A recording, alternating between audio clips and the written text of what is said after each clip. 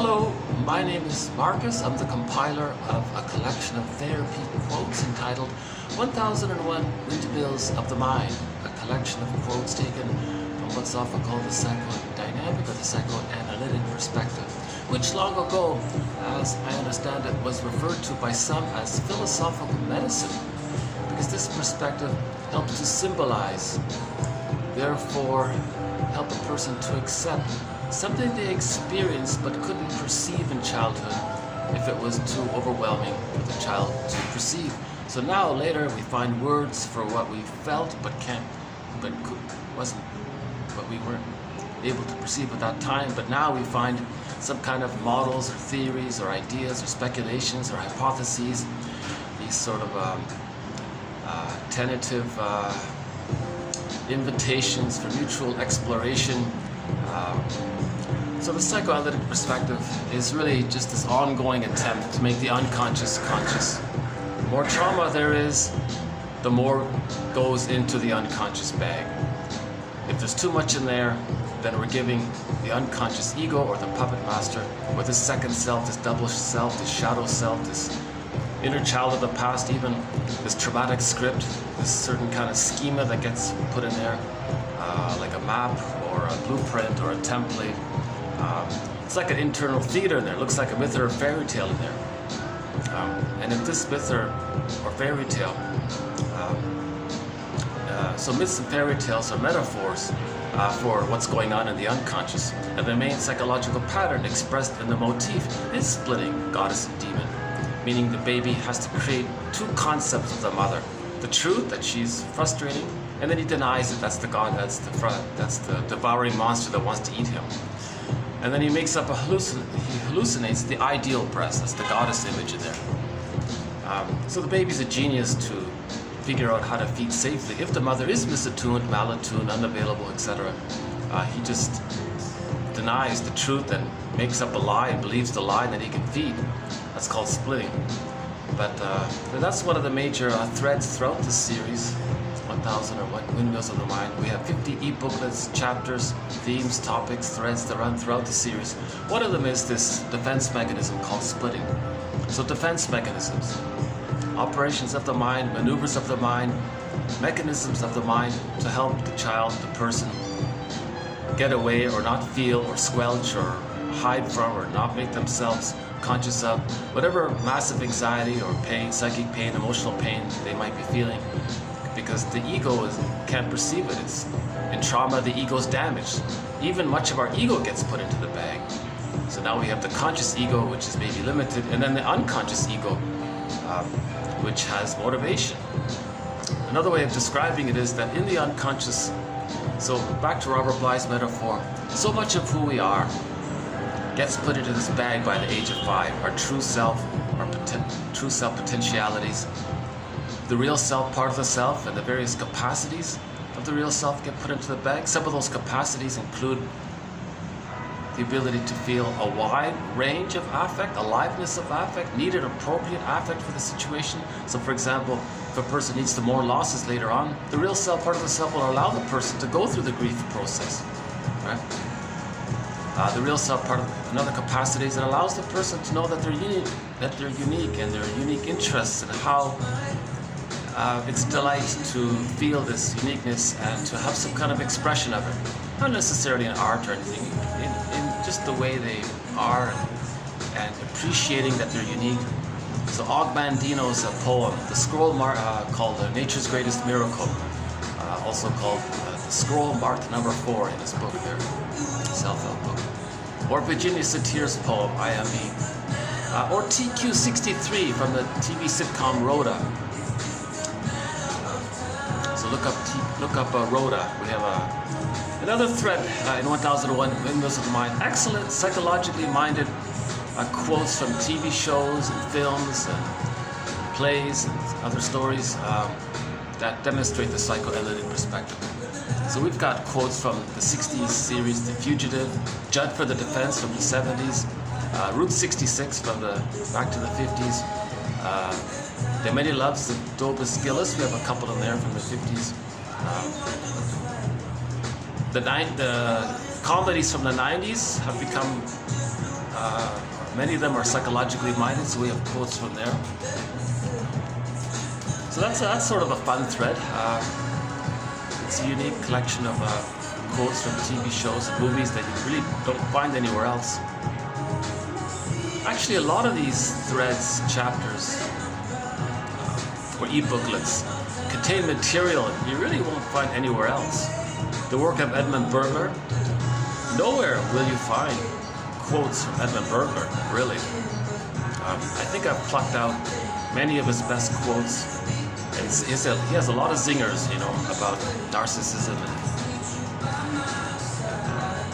24 books, 300 papers. He's the #1 most prolific author of psychoanalysis, direct into the English language.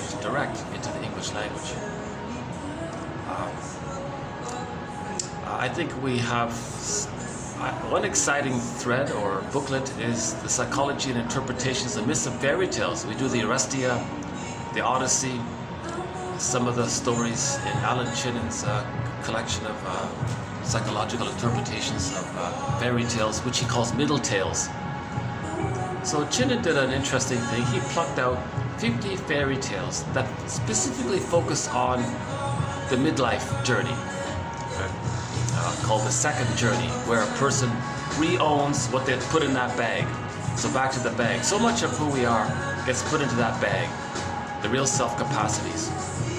Even many of our feeling self.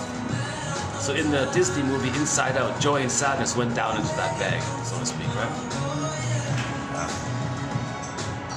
The ability to name our feelings, to accept that we have these feelings, that gets put into the bag. Right? This phenomena of not knowing how to name our feelings and identifying our feelings and putting words to it, they call it alexithymia now. So we want to find words for these feelings so we can accept the feelings. The ability to even recognize something basic, like when we were a child, we had certain needs and we're in denial of that. That gets put into the bag. The ability to be maybe even curious or open-minded about new ideas, to consider a therapist's interpretation as food for thought. That ability gets put into the bag. So we have a quote in today's video where a guy refuses to be psychologically minded. He said, don't give me this stuff about the trouble with the mother and how that affects his ability to have relationships. He doesn't buy that, he says.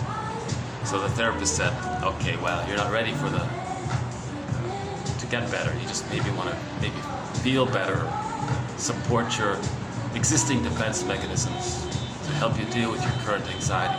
But that's not getting better. So even knowledge of which defense mechanisms we're using, that can get put into the bag. We need words for it. The ability to make links, that can get put into the bag. We need to make links between things. Things are very fragmented. The knowledge of the event in one box, the feelings around that event in another box.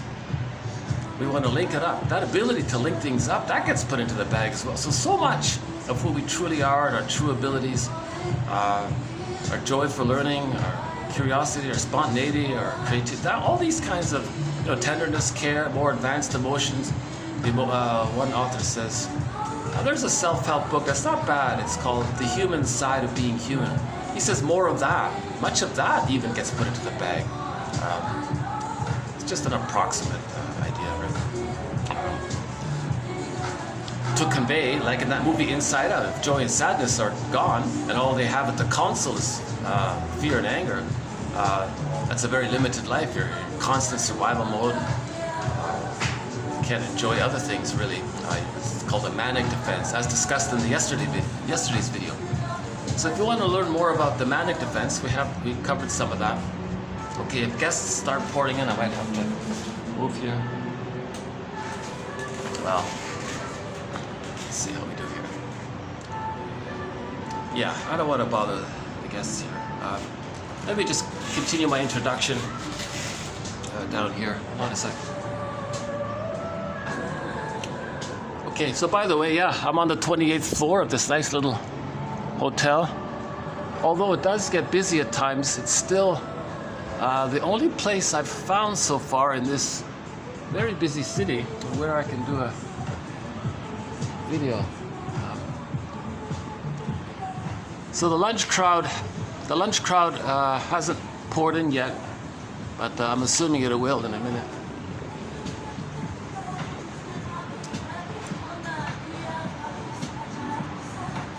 Let's see.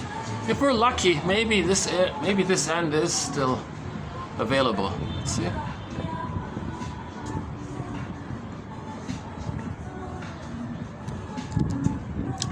You know, I might be able to use this little end for a while. Sorry about the interruptions.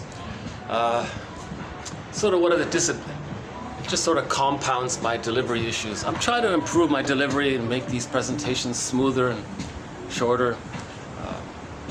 It's sort of my journey as well, to be able to present this material confidently and clearly. And let's see here. Still there? Okay, hold on. Okay, hold on a second.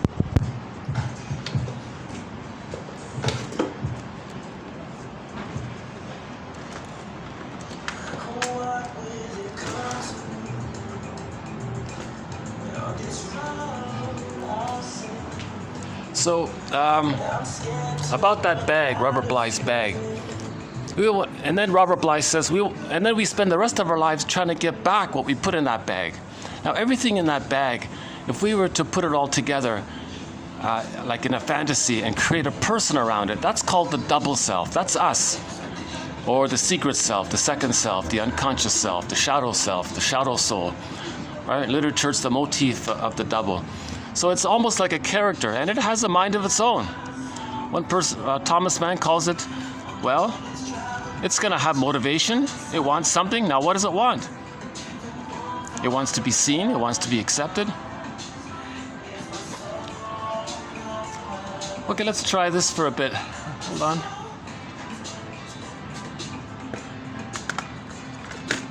Okay, let's experiment with standing for a little while. Oh, does this work a bit?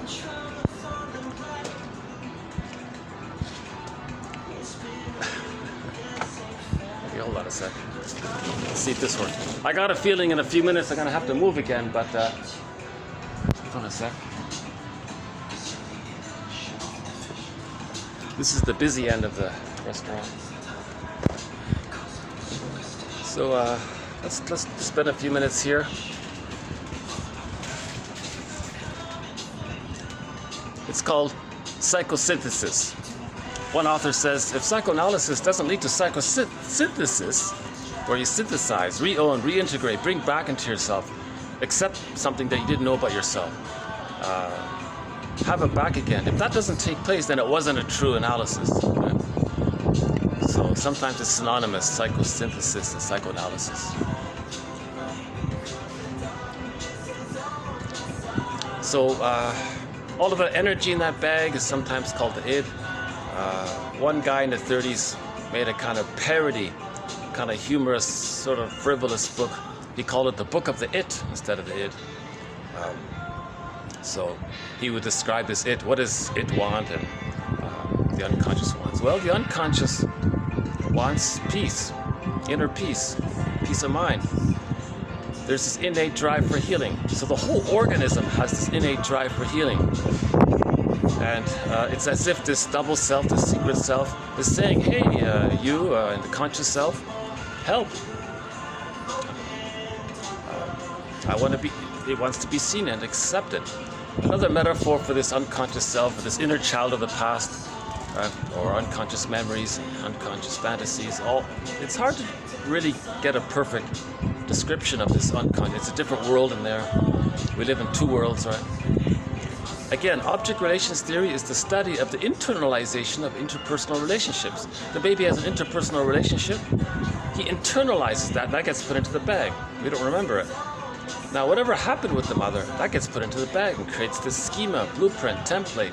And we refer to this. This can influence our thoughts, feelings, behaviors, perceptions. Now, if it's very problematic in there, this innate drive for healing and the unconscious will are sort of like a team there. They want reintegration, synthesis. So Russell, one way to look at it is, Russell says, if it's problematic in there, meaning the baby had an insecure attachment style, was shamed by the mother and so on, then if the baby was shamed in there, the baby lost his golden ball, his feeling self. The golden ball is in there. That's the trauma. We feel, therefore we are. I feel, therefore I am. So we're looking for our sense of self, our connection to ourselves, to feel at home with ourselves. We live in, Robert Bly says, we all live in a soul. We all live in a psychic house called the Soul Castle. That's Ithaca in the Odyssey. So Ithaca's in there, Penelope's in there. You know, our soul castle's in there. So we want to get back our soul castle, right? To feel embodied. Now, if a lot of that's missing, a person may be engaged in a very hypomanic behavior in their lives, right? Actually, I saw one runner, he was addicted to running or something. He said, I can't stop running, I've got to run. I've got to run 10 kilometers a day, I just have to do it, otherwise I panic. So he was sort of like in this manic, he needed this distraction. And I think how it works is he would be pained by the running, and then when there's pain, the body sends the person endorphins. So he was actually a little addicted to this endorphins, I think he said. A common example is you stub your toe, you feel pain, and a second later there's this kind of blurring, numbing feeling, and it feels almost like a relief or a mercy chemical or something. It's not a happy chemical. I don't agree with pruning. It's not a happy chemical. So there's a book called Meet Your Happy Chemicals. I think the first three she mentions are the true main ones: dopamine, serotonin, and oxytocin. So we'll talk about those later, some other time. Right. Dopamine for the chase, serotonin from the catch. Now, if the catch is related to a love and a person, you have a new connection, then you get oxytocin. Right. So dopamine, you have anticipation, expectation that if you get something, it's going to make you feel safer. If you feel safer, you get serotonin. Now, this is in reference to the memories. This is in reference to what's going on in there. If a person has a secure attachment style, they don't need the manic defense to get serotonin. They could be happy with themselves. But if they have an insecure attachment style, they're afraid to mourn and know themselves, express their feelings, make an I statement. So they're more manic. So they're now, for them, possessions, status is more important for them. So that's what gives them the serotonin. So it depends on what's going on in there. So I did a little bit disagree with Bruning, that area. I agree with the psychoanalytic perspective. That's what this is all about, that there is such a thing as a schema in there, a script, a blueprint, and it influences us. Right? Object relations theory, it's the study of the internalization of interpersonal relationships.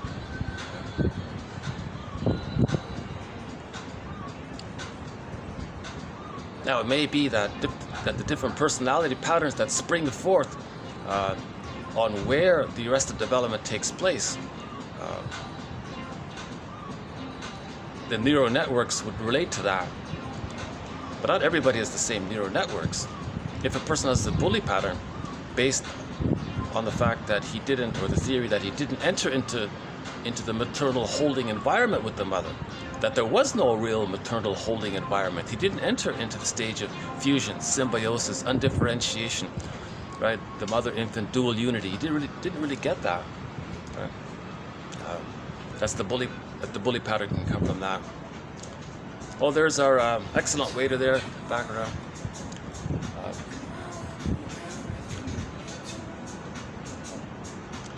Yeah, but I still get easily distracted no matter what, no matter what it is. So here's the view from this end.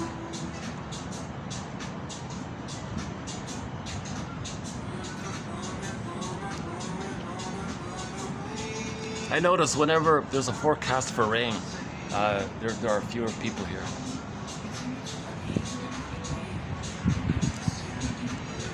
I wonder if let's just stay here for a while. But it is not a bad little view here, yeah.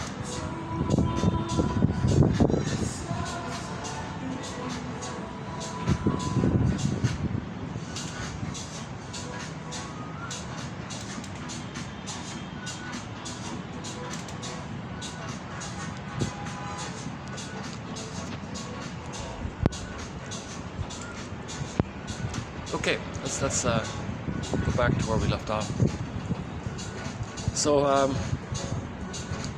Robert Bly is one of our sort of guest mentors in 1001 Windmills of the Mind. He has a lot of very catchy things that he said that are very helpful. Forgive psychology for its jargon, just forgive it. Things like that.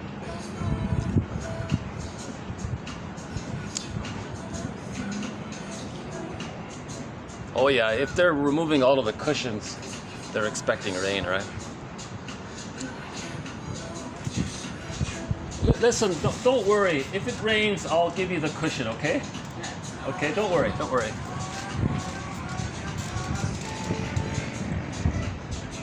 Let's see if I can stay here as long as I can. The past few videos here, I had to bounce around quite a bit. Oh yeah, here's the rain. Yeah, it's drizzling already.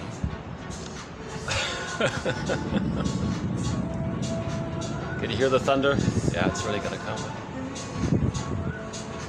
But I think it's just gonna be some kind of shower because there's still some sun over there.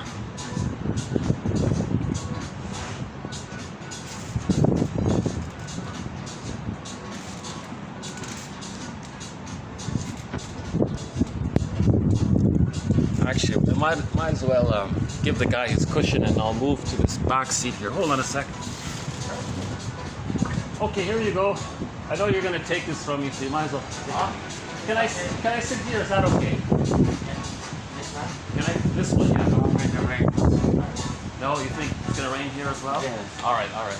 Because last night they were... No, I believe you. You know it better than I do. Yeah.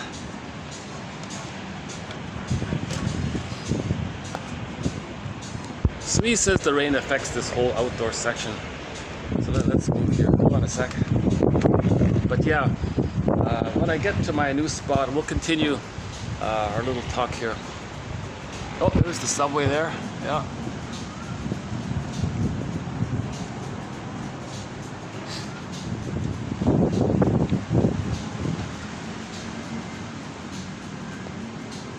Yeah, it's raining already. Yeah.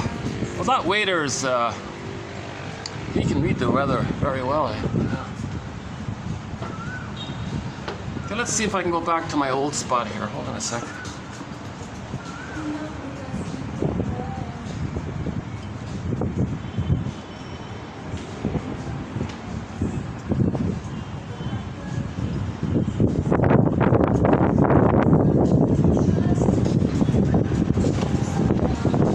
Okay, good.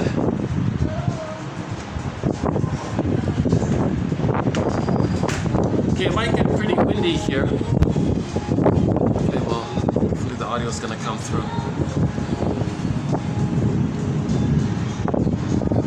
I can hear the thunder in the back already.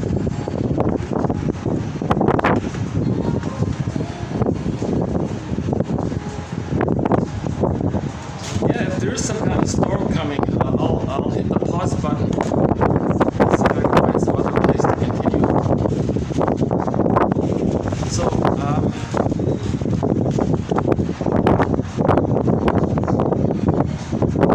yeah, it looks like a storm is coming. Some kind of storm is coming, yeah.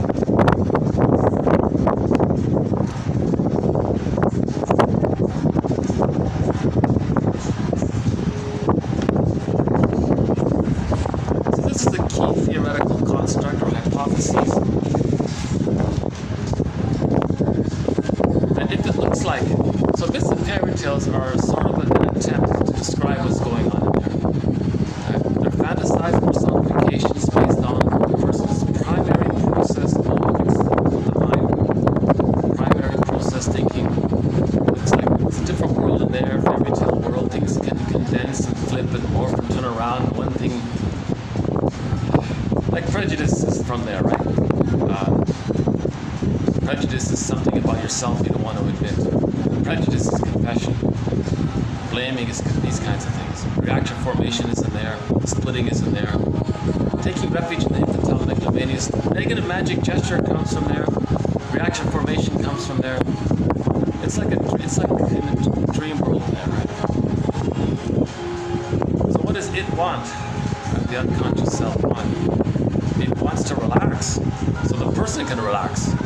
If it's relaxed in there, we relax here. So how do we heal our inner child of the past? How do we heal our wounded inner child of the past? How do we heal him or her? Grief is healed when it's witnessed by a caring other. Now, how do we witness some of this? So we need the theory and the speculations and the ideas. Then maybe he feels hurt, and so this is sometimes the self-help movement calls this the self-reparenting movement. We have to reparent ourselves, heal ourselves. We have to heal ourselves. It's our life. Only we can feel our lives. Only we can feel our feelings. So we have to heal ourselves.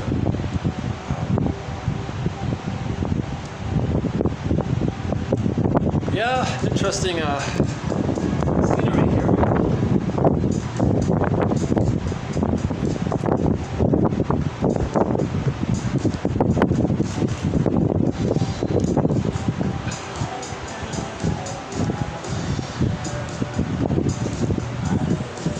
There's our imaginary pet here. But it would be nice to see him free, right? I don't know if you can see it, but there's a art deco there of a parrot in a cage there. But the image, at first I didn't mind it, but now I feel like I'd rather get the parrot sitting on top of the cage or something instead of in the cage. So we want to free our feelings. Feelings are caged. It means we want to be able to experience our feelings, to feel our feelings. Feeling doesn't mean you're actually doing something. It just means you're feeling it.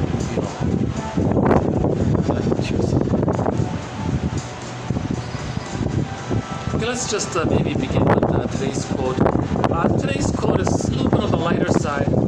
This all comes from the author Leigh McLough, is that right? And her colleagues there from one of her books.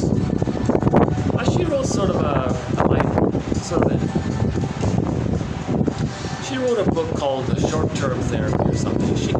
She likes to combine cognitive therapy with psychoanalytic ideas. It's sort of a blend there, and it's okay. So I took a bunch of quotes from her book here, bundled them together as a set, and created TQ 2262. And the thing that caught my attention was, she said this: reformulating psychodynamic conflict as affect phobia.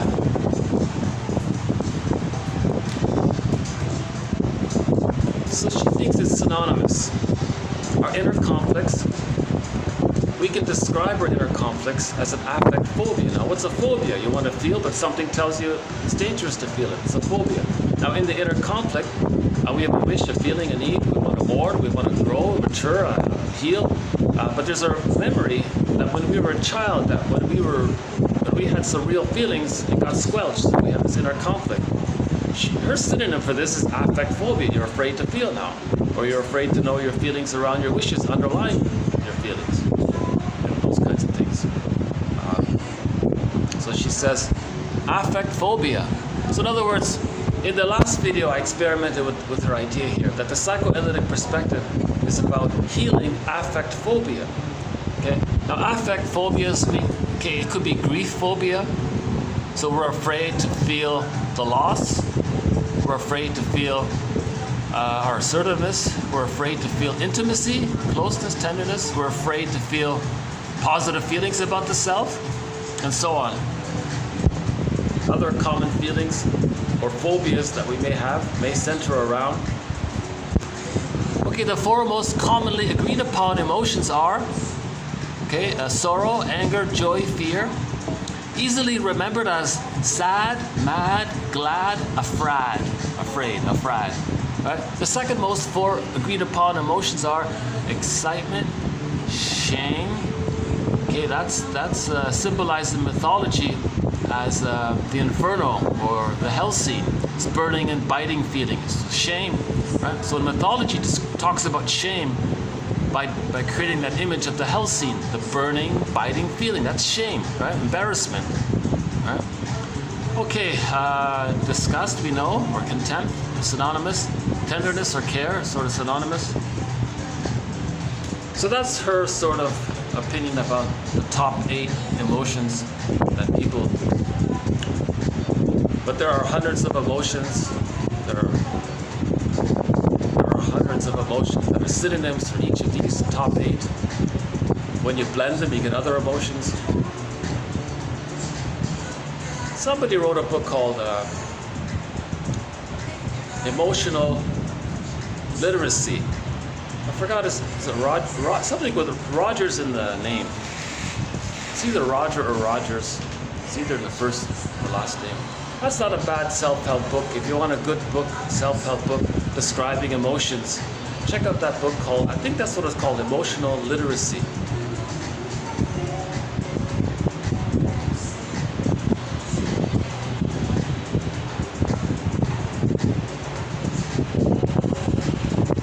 That children's book called The Emotionary.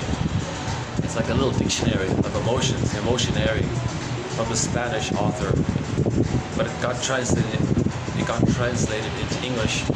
Some of it's okay, not all of it, but some of it's okay. So we need emotional literacy.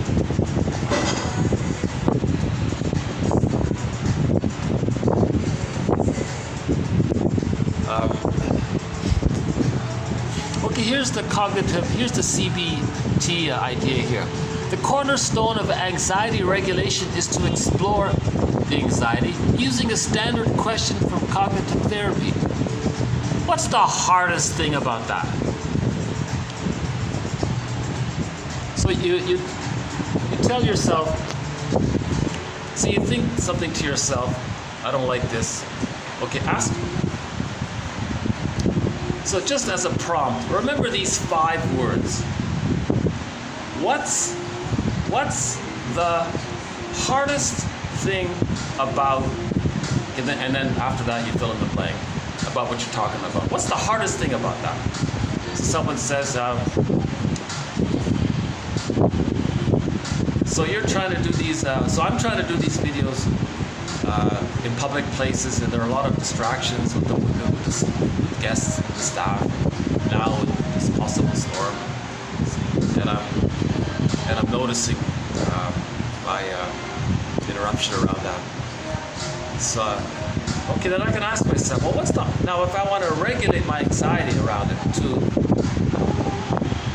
in other words, say more, go on, tell me more, right, kind of thing. So to prompt that, the question is, well, what's the hardest thing about doing your videos in public?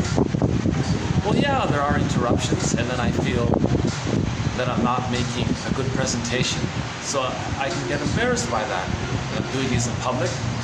So that's the hardest thing about it? Go on. So what's the hardest thing about being embarrassed in public? Oh, geez, and people might laugh at me. Or what's the hardest thing about thinking that people might be laughing at you if you're making mistakes in your video? Well, then I'll lose connections with people. I see. So now you're getting somewhere. So it's all about looking for connection. We all need connection, a basic human need. Rudolf Dreikers and his buddy Adler there, Alfred Adler, they talk a lot about this primary need to feel connected, right? To only connect, right? So we want to belong. So yeah, so now maybe I'm getting some. Now this exercise that I just briefly did partially, she says this is the way to help soothe yourself, meaning soothe your anxiety. You're modulating it by talking about it, you're getting more information about it. It leads you to the need underneath. So talking about your feelings leads you to the need underneath, the feelings. So for a good book on that, Marshall Rosenberg's book called The Language of Life, NVC, I think, or something. I don't really like the title of this book. His subtitle of it is The Language of Life. Anyways, Marshall Rosenberg, his main book there. That's a good little book.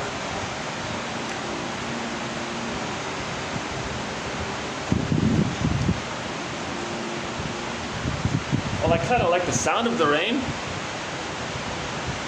Well, let's see how much we can do here. Yeah, okay.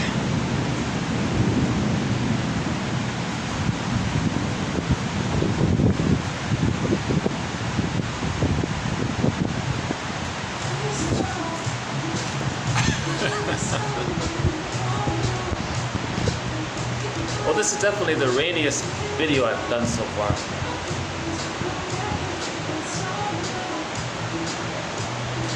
But you know, these rain showers here, they often don't last that long. But this one, I got a feeling is gonna, I have a strange feeling this one's gonna last for a while.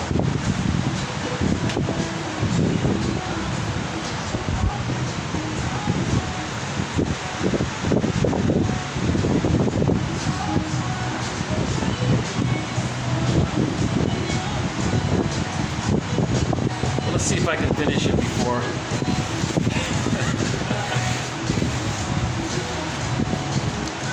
That's a good one. So here's a good self-help exercise. So we have a thread on self-help exercises. So I want to add this one here to our self-help exercises thread. 5 words to help you regulate anxiety, to help you soothe yourself, to calm yourself.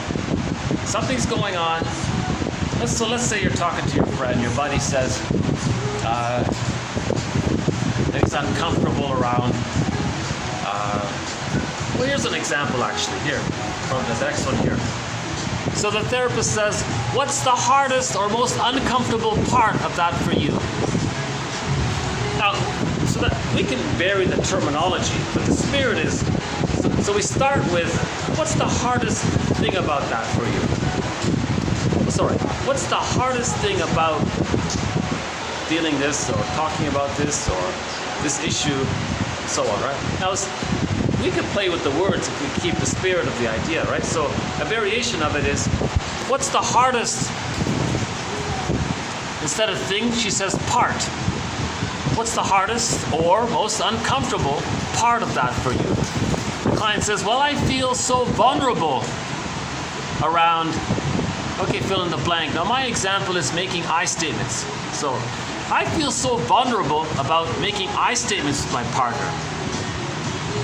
Okay, so go on, tell me more, i.e., well, what feels so scary about being vulnerable about making I statements? So this is the way to regulate anxiety, she says.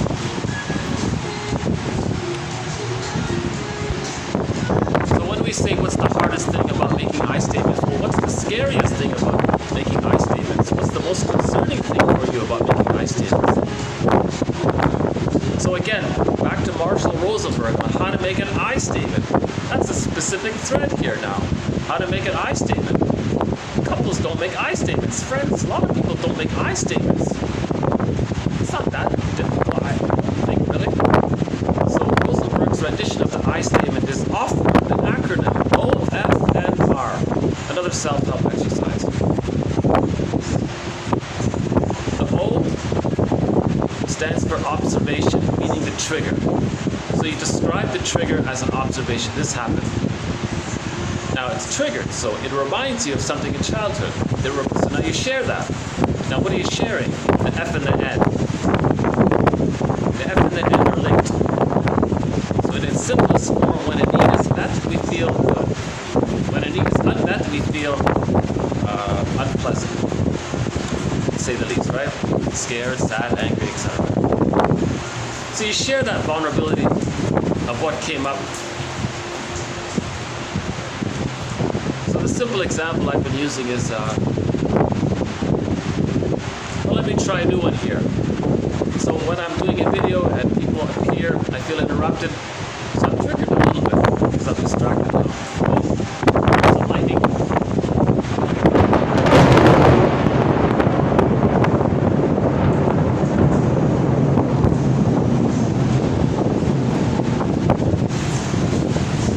Let's see if we can catch the next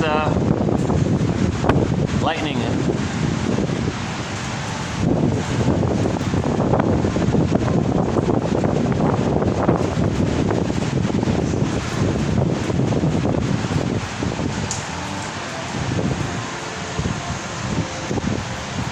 Reminds me of this. We should play the song Thunder, it's like lightning. Something, your love is frightening. Never mind. We'll choose a song at the end here. So yeah, let me try an example of the I statement. So that's the observation. People appear, guests appear, the waiters, things, repairmen are doing things. That's the observation. Okay, feelings and needs. So that zooms me back to when I was a child. I think my mother was impinging and interrupting what I was doing, or interrupted my studies or my homework. Maybe she felt, well, never mind that. But so I had a need. So you talk about the need. So I had a need to enjoy. I had a need to study and learn and my homework. Is that a need? I had a need to learn, and I remember times when my mother would sort of interrupt that, and I'd be annoyed by that. And I think, and after the interruption, it took me a while to get back to the book or something. So I felt kind of maybe a little annoyed, scared, angry. Why is this happening? Confused. So I felt confused, scared, and angry. I felt confused, scared, and angry when my mother interrupted my attempts to do my homework or something. So that came out. So that came. So I share. So let's say I'm talking to my friend here opposite me. So he says, so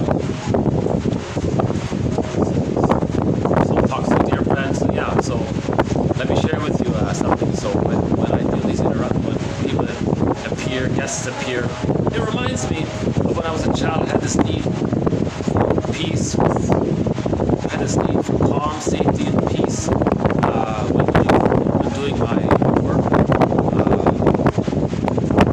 And then, the mother would come and be bitching or demanding about something. So I felt confused, scared, and angry. So that came out. And maybe I even disassociated when I think about it. Maybe just I'm daydreaming. So now, in the present, if I want empathy for what I'm talking about, so dear friends, I can use a little Are you hearing? How are you hearing what I'm saying? And he may just offer a kind of simple reflection. So yes, so you're saying, oh, so we missed the lightning there, eh?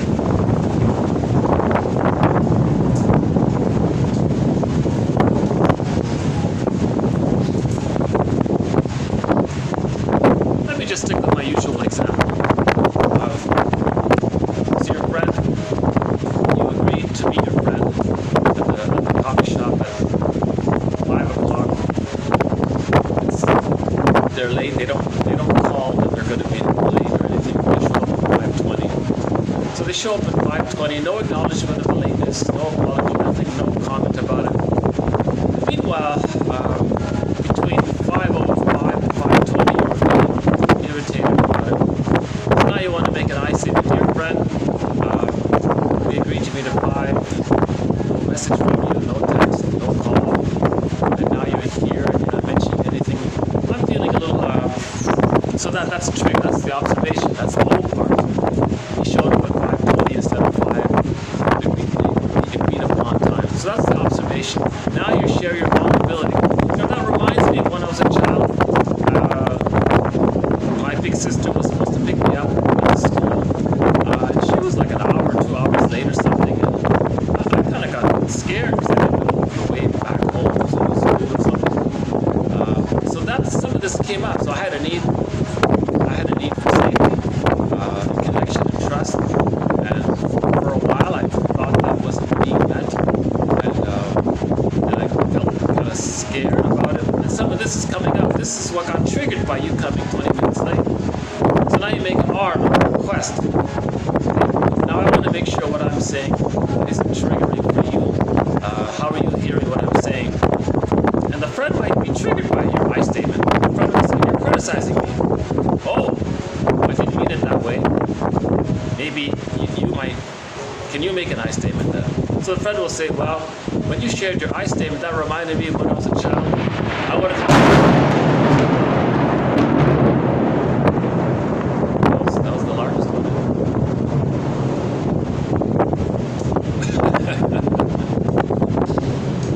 Was there lightning before that?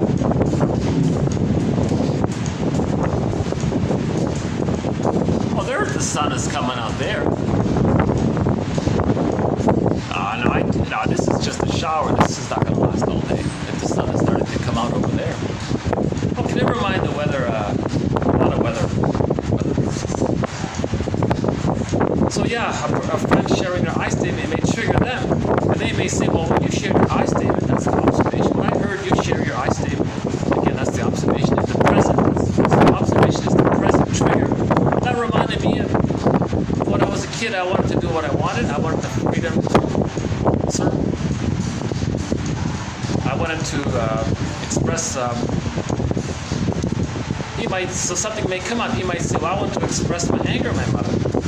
So I wanted to rebel against her.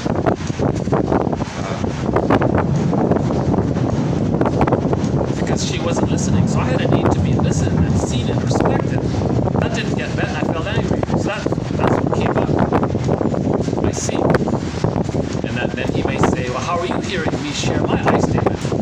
Well, I think I'm hearing that when you heard me share my I statement, it reminded you that you had a need to be seen, respected, and when that didn't get met, you felt angry, and that some of that emotion came up, and maybe that's that right? Yeah, I think, yeah, close enough, thanks, yeah.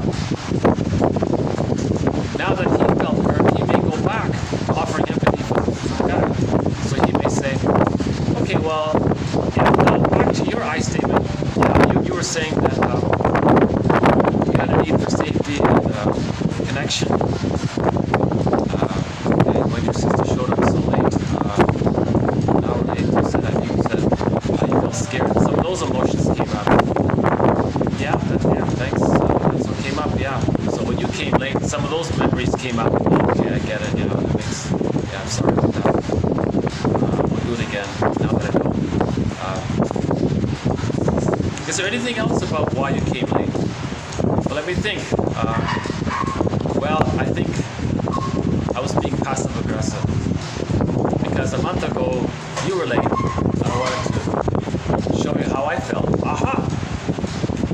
What do you mean? Well, a month ago, you were late, weren't you? Well, I thought you got my text. I didn't get the text. Well, here, let me check my phone. I think I have it here. Here's a copy of it. Oh, really? You did send it? Okay, I must have missed it or something. I don't know. It can get messy. Things can come up, all right? Now, during this process, each person to themselves or to their friend can say, well, what's the hardest thing? What's the hardest thing for you about your friend not showing up on time? Okay, well, the hardest thing about that is it brings up those memories. That was in the past, right? So you're regulating your anxiety when you ask the question, what's the hardest thing about that? That's a good little question. So I think we can add this to our thread on self-help exercises. I'm a little proud of that thread. I think I've plucked out some of the best self-help exercises out there and put them into one collection. So we're going to add a good one here. Those 5 words. Whenever you want to regulate your anxiety or help your friend, or be a facilitator to help your friend regulate their anxiety, teach them how to self-soothe. 5 words. What's the hardest thing about that? Or what's the hardest thing about, and fill in the blank, whatever they're talking about. Okay, let's move on here, the next part. Unless all the hidden meanings and rewards are identified, addressed, and replaced, the defenses are likely to remain entrenched and unmovable. When defenses are not being given up, even after much secondary gain has been worked through, there is probably some additional meaning or hidden reward that has not been discovered. Okay, so he was talking about the secondary gain of dysfunctional behavior to remain connected to the mother and the mind.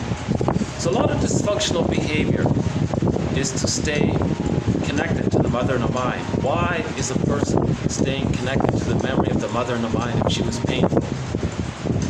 Because that's the only safety the person had as a baby, that connection. But it was painful, so they're returning to something dysfunctional to keep that connection. The dysfunction is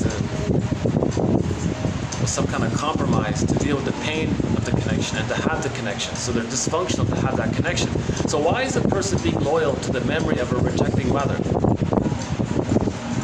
The person is in a catch-22. When they were a baby, they needed love to differentiate, to know themselves. They didn't get that. The more mother's love is unavailable, the more rejecting she is, misattuned, malattuned, etc. The more she's emotionally unavailable, the more the baby needs her. So he clings even harder to her, right? So there's a negative bond there, a trauma bond or something.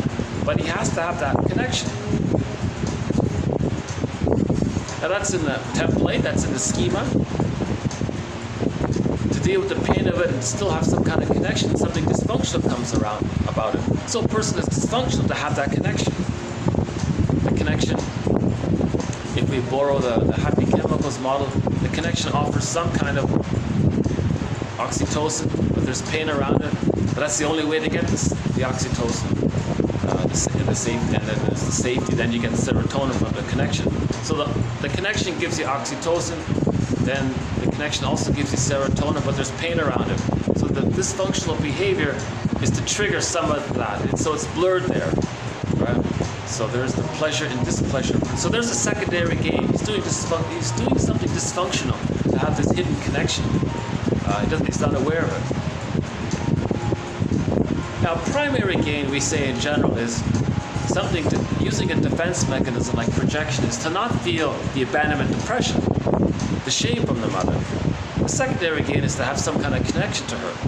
So there's this whole issue of the secondary gain and the primary gain. Laughlin calls it the epigain and the endogain. So I covered that in a video by Laughlin. If you look up epigain and epigain is the primary gain, meaning you don't want to feel the abandonment depression. The endogain is some little extra little thing that maybe gives you some attention or something. Oh, look at that, the sun is coming out again.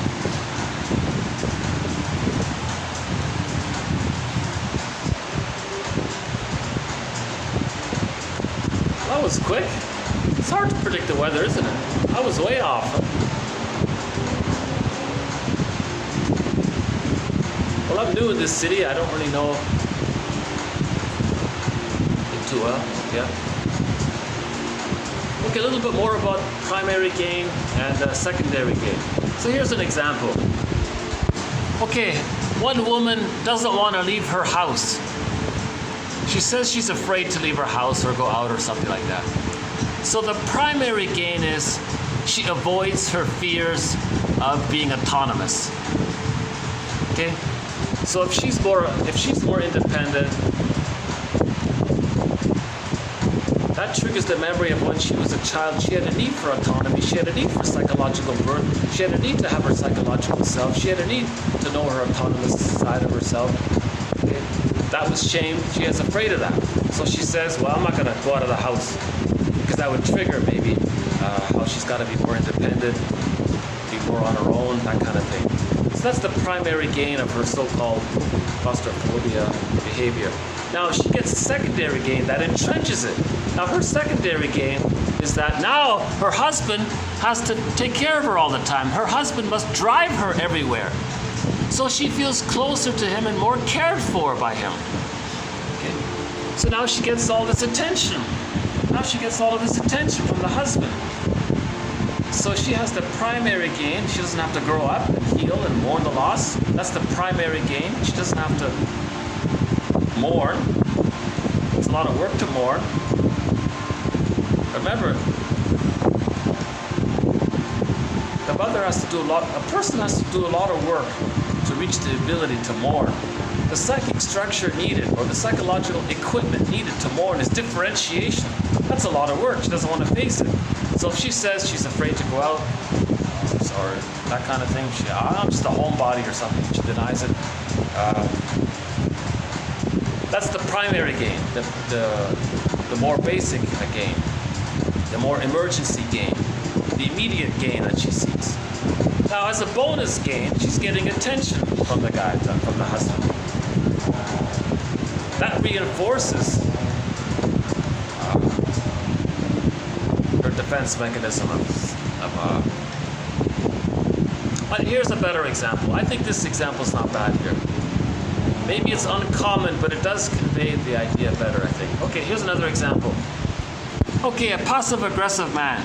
So remember, passive-aggressiveness, a person is angry, but they express it passively, the silent treatment, doing little things to annoy the person. So a passive-aggressive man, okay, one man passive-aggressively refuses to speak for days if his wife does something to displease him.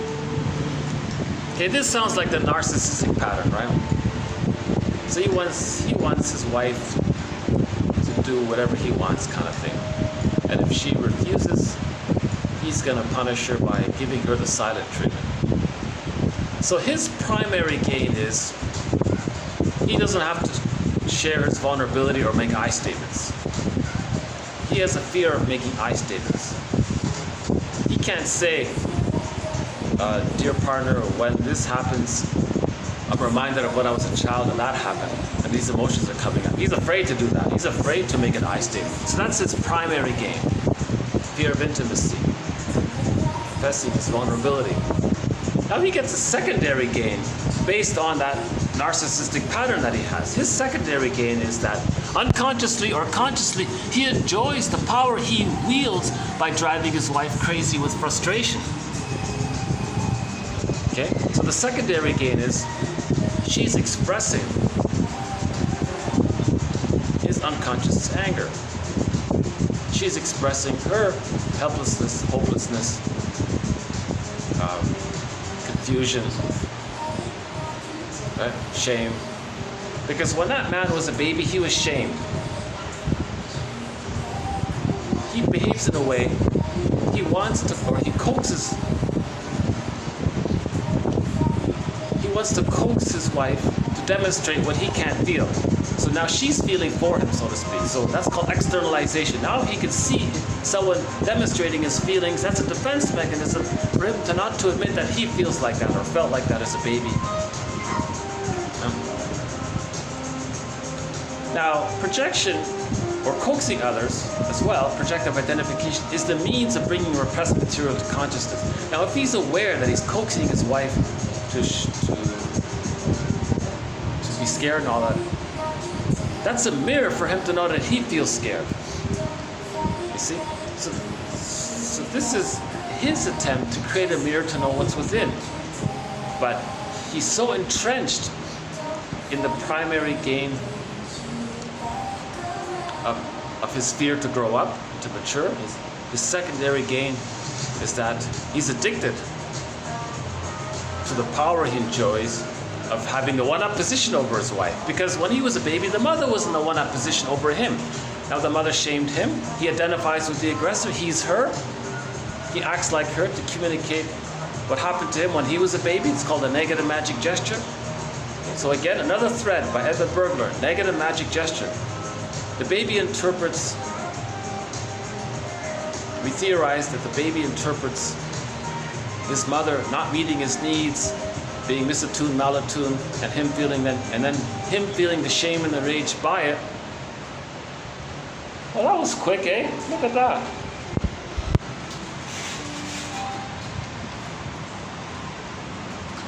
Here I was thinking some kind of, oh, there's the subway.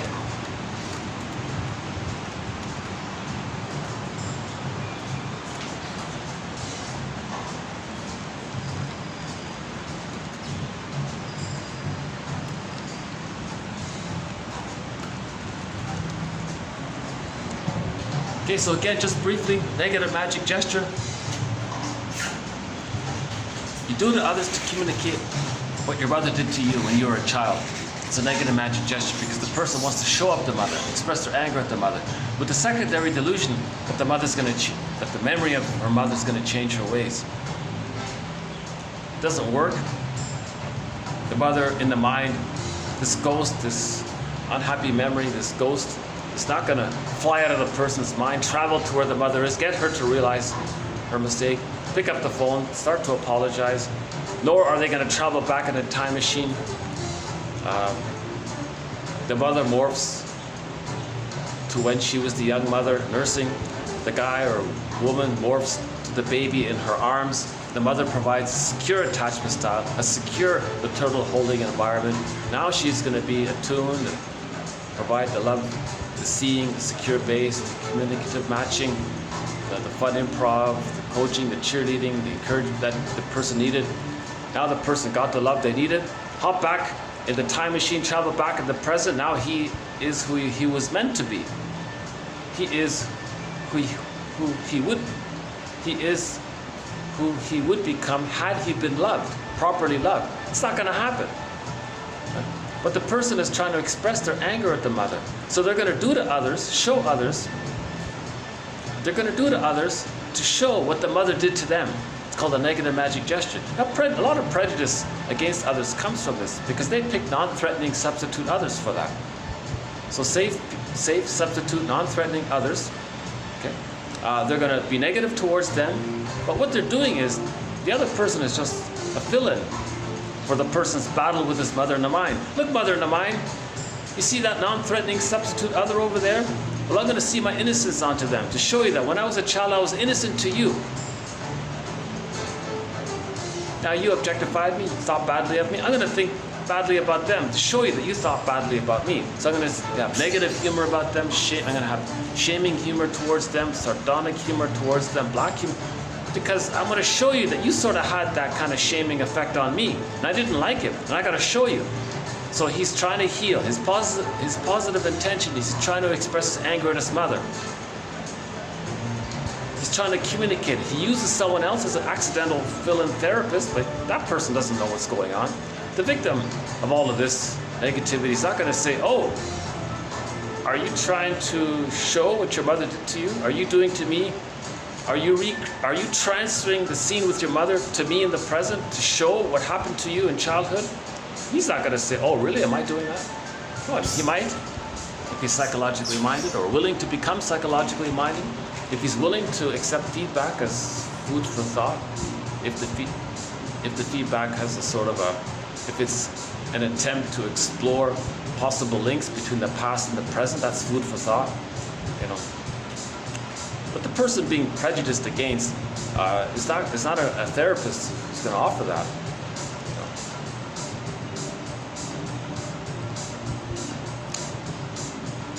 Okay, so I'll come back to negative magic gesture later on. So yeah, that's an interesting one about the guy. He likes seeing his wife distressed. So he's a crazy maker, right? He makes his wife a little crazy, and he enjoys the power of doing that. Okay, that's sick, right? Hope I'm not being judgmental, but there's a certain disturbance there. Because he's getting schadenfreude. A person with the narcissistic pattern, the bully pattern, the Iago pattern, the BPD pattern, and a few other patterns that spring forth when the baby doesn't enter into the maternal holding environment with the mother, called the stage of social symbiosis, the stage of undifferentiation. Baby doesn't know where he ends and his mother begins. The mother-infant dual unity, the stage of fusion. It's kind of like an extended womb, a social womb, okay? Sometimes called a psychological egg. If he doesn't enter into this second egg for a psychological birth, the baby needs to enter into this second womb called a psychological egg to hatch out at the age of 3 to have a psychological birth. If he doesn't enter into it, it can lead to those troublesome patterns. And the main emotions are hate, greed, envy, spite, vindictiveness, schadenfreude, the manic defense, power and control. Karen Horney calls the bully pattern the aggressive vindictiveness pattern. So a person with one of those patterns, if they have a wife, their sense of pleasure is schadenfreude. Because the mother got some relief, some pleasure, let's say, when she used the baby to contain the mother's anger. The baby was present. Didn't leave, didn't abandon her, the baby was present. So the mother got some pleasure by that. So the mother shamed the child, the mother felt better. So she felt better by shaming the child. Now the baby identifies with the aggressor. So, okay, back up a second. When the mother shamed the child, and the child is still there, she parentified the child. Now the child is acting like a parent to the mother. Now the mother felt safer by that. Now when a person feels safer, the person gets serotonin. So that's how the mother got serotonin. Now the shamed baby identifies with the aggressor because he needs her even more, so he becomes just like her. It's called failed empathy. It doesn't work, but he identifies with the aggressor. Now the mother got serotonin by shaming the baby. Now the baby identifies with the aggressor. Later in life he grows up, he shames other, and that's how he gets serotonin. That's the Schadenfreude. He doesn't have pleasure from his interests or his creativity or pleasure from mutual relationships. Now Bergler makes a point about people with a narcissistic pattern. When two people with that pattern get together and form a so-called friendship, Helen Fisher calls it helpmates. Bergler says what they're doing is they're taking turns playing big shot in each other's presence. So the deal is, okay, you get to play big shot, and I get a turn to play big shot. But if someone changes that arrangement, the friendship instantly can be over very quickly, they said. All or nothing, right? Because they're enraged that the other person didn't get a chance to play big shot. So again, a person with a narcissistic pattern, okay, narcissist sees his reflection in the pool of water. That image of himself in the pool of water, that's an image of himself of when he felt like a little god. It's called the ego ideal, and he's fixed there. He didn't get his symbiotic needs met.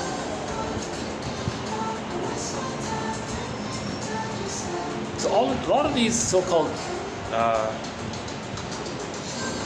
personality patterns based on I'm not okay, you're not okay, or I'm okay, you're not okay, that kind of thing. That's a sign of trauma.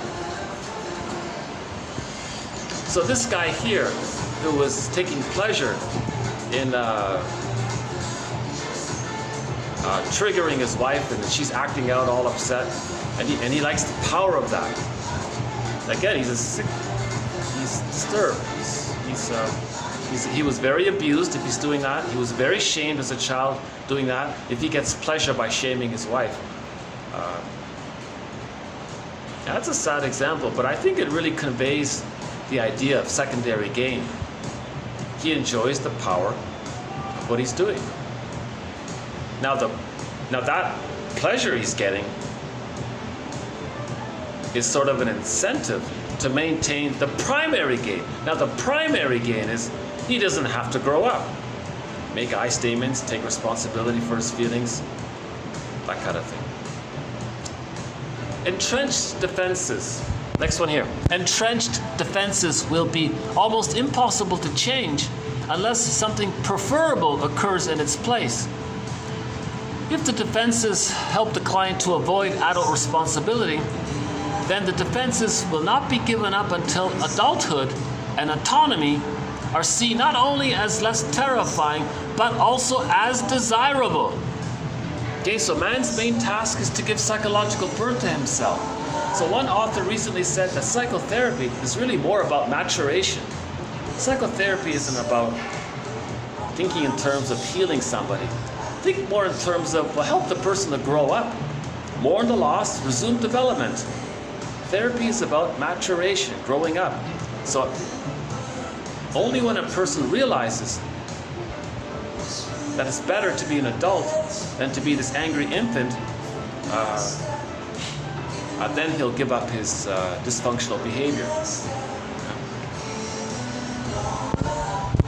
If defenses maintain a childlike dependent stance of being taken care of, then change will be blocked until the client learns how to care for and nurture the self and how to receive appropriate care for others. Now I think synonymous with that would be a defense against that, the manic defense.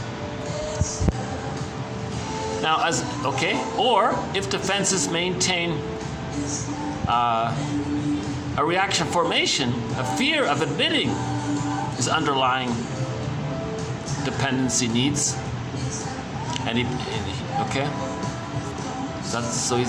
it's a very layered thing. So these defenses can be layered. A person may have unmet needs for love, and he masks it. His mask over it is the manic defense. Right? Now this manic defense is sometimes called pseudo-aggression. So if his pseudo-aggression will block his awareness of what he's defending against, how he was shamed as a baby. Now if he's stuck there, he's not going to let go of his defense mechanisms until he realizes it's time to grow up. So that's the moral revolution. The moral revolution is to heal ourselves. As we heal ourselves, we understand ourselves, then we have empathy for others. Giving psychological birth to ourselves means differentiation. Now, how do we differentiate? There's a huge topic right there. The short answer is we got to see the two sides of the mother. But truthfully, we have to have a true, honest assessment of the mother. Now, a true, honest assessment of the mother is going to often lead to the truth that the mother was misattuned, couldn't offer a secure maternal holding environment. Okay? So she was trapped in her dilemma. She was stuck in her repetition compulsion. Maybe the mother was desperate to be taken care of, so she used the baby as a teddy bear for her. That's called the Jocasta style of mothering. If the mother was shaming her baby to communicate that she was shamed herself when she herself was a baby, that's also called the Jocasta style of mothering. She's using the baby to comfort her. She's not meeting the baby's needs. She's using the baby to meet her needs. That's called the Jocasta style of mothering. So why would a mother do such a thing? Now we got to forgive the mother. Why? Of course no mother would naturally do that. So she was really traumatized if she's not offering the love to her child. Of course she would have if she could have, so why couldn't she? Now you got to look into the mother's situation. Maybe the mother, well, let's start with the sociological side. Maybe the mother came from a place where around her there were resources and a plunder system. So maybe she was a victim of the plunder system. So she was traumatized by the external environment. Forced relocation, had to leave her home. Maybe the losses in the family could be, right? So the mother may be traumatized by the plunder system. So you got to forgive her for that. Not her fault, obviously. The mother may have had prenatal distress syndrome herself. What if her mother went to a heavy metal concert and it was too loud and the baby was distressed, and her mother's stress hormones, her cortisol went down the cord into the placenta. Now they're saying that it can actually enter into the child. So now the child, the baby in the womb, has prenatal distress syndrome, meaning he's absorbing, taking into himself his mother's cortisol. Now he's overstressed by all this, making him very vulnerable to birth trauma if there are complications at birth. So the mother may have had birth trauma, perinatal trauma. Hospital procedures may have traumatized the baby, especially if the baby was removed for too long. That's called a betrayal trauma. There's a betrayal trauma there. Now, if the mother herself didn't get a secure attachment style with her mother, that's a developmental trauma, interpersonal trauma, relational trauma.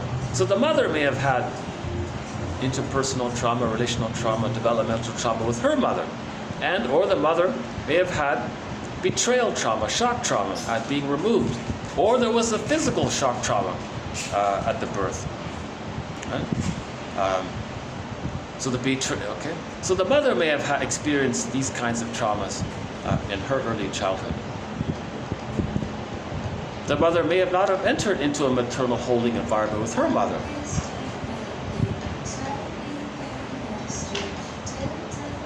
So in other words, her mother may not have had a secure attachment style.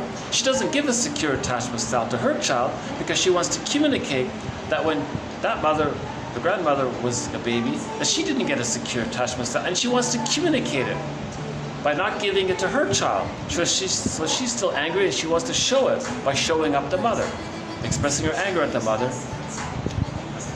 It's as if she's saying, "See, world, I didn't give a secure attachment style to my child. Well, I didn't get one.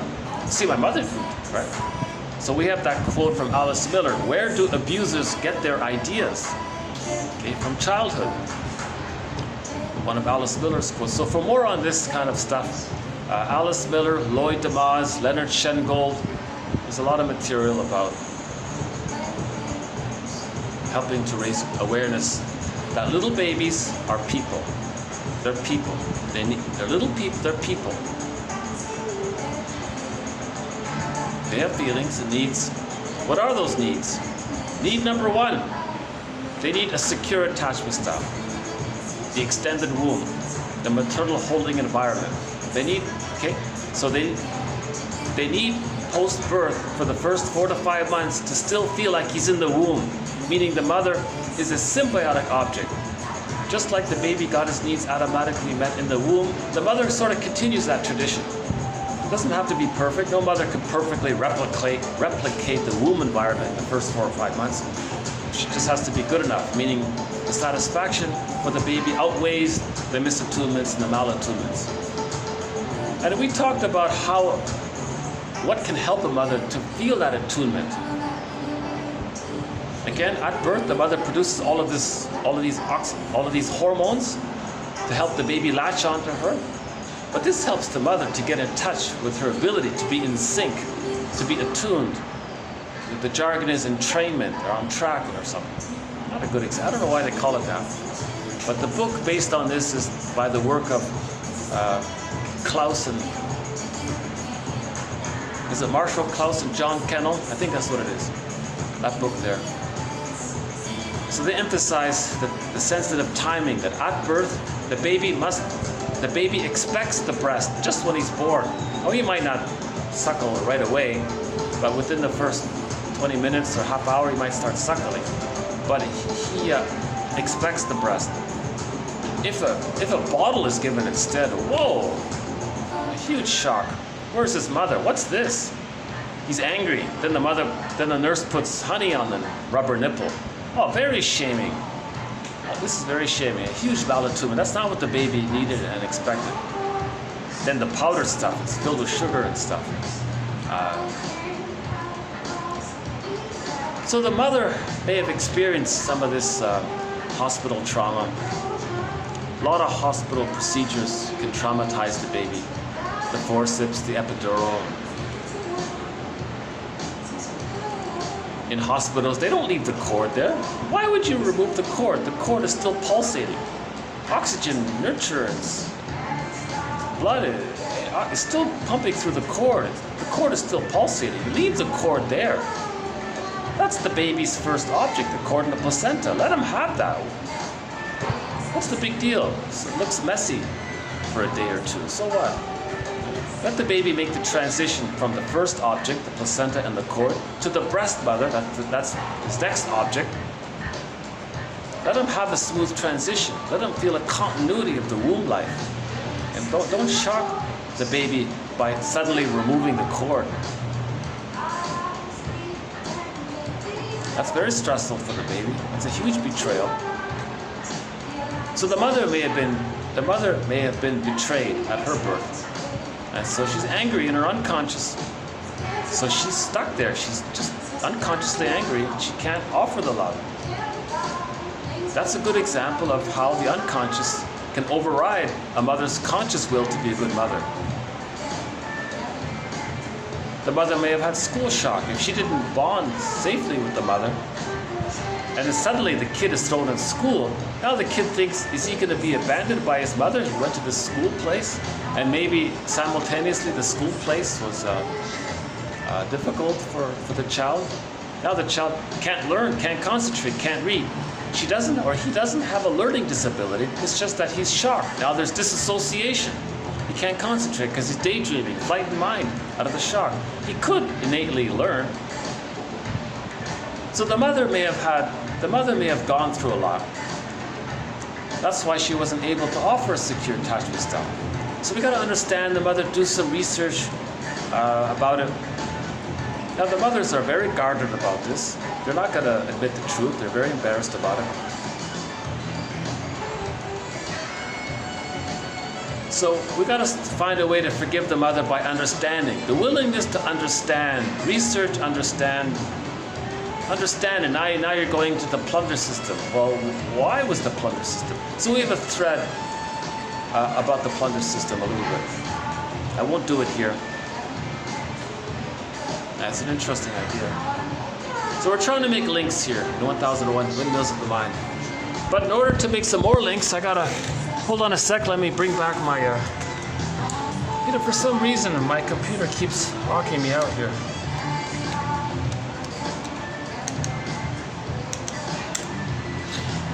Okay, let's do the next one here. Pointing out defenses against closeness. So if a person has a fear of intimacy, the therapist might say, well, let's imagine if you didn't avoid eye contact. What might you feel? So that's another example there, the person not afraid of intimacy. So the therapist said, imagine if you didn't avoid eye contact. What would happen? What would you feel? What might you feel? Then he would say, scared. Okay, back to the 5 words. What's the hardest, what's the scariest thing about eye contact? What's the scariest thing about eye contact? Flood of emotions. Not knowing how to deal with that closeness with the other person. What do they want? Am I obligated to them? Okay, now you're getting somewhere. Obligated to who? Are you sure you're going to be suddenly obligated? Well, maybe. So we can free associate. So it's a very good prompt. These 5 words are a very good prompt. You can preface it by, one famous one is, what are you afraid would happen if you did such a thing? What are you afraid would happen if you made more eye contact? Or a synonym for this is, let's imagine if you didn't avoid the other person's eyes. What might you feel?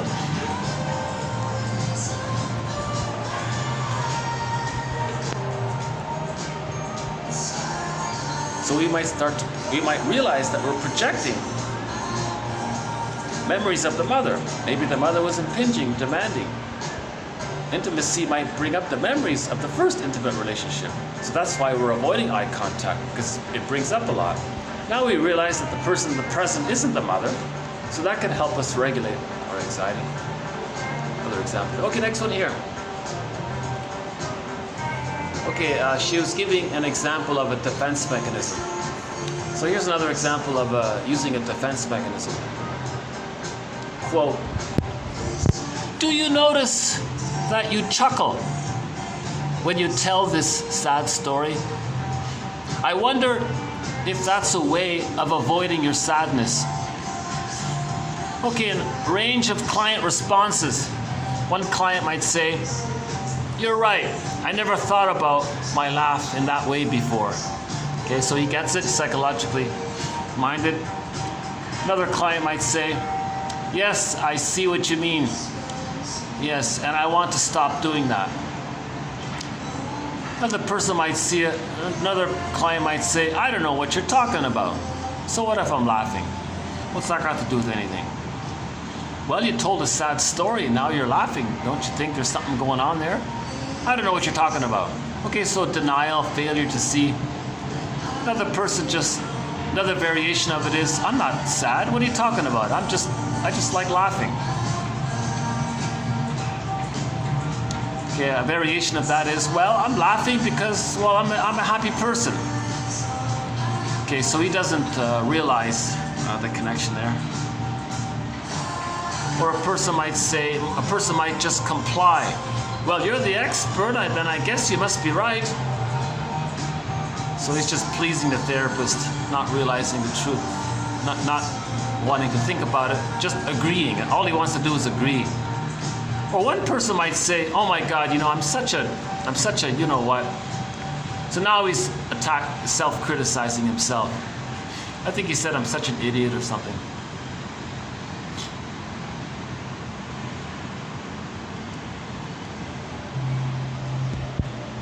So his point was to notice that an interpretation is an invitation for mutual exploration. So the therapist said, I wonder if you're laughing at a sad story is your way of avoiding the sadness around the sad story.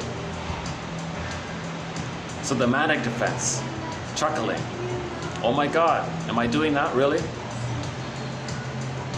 So he gets it, so he agrees.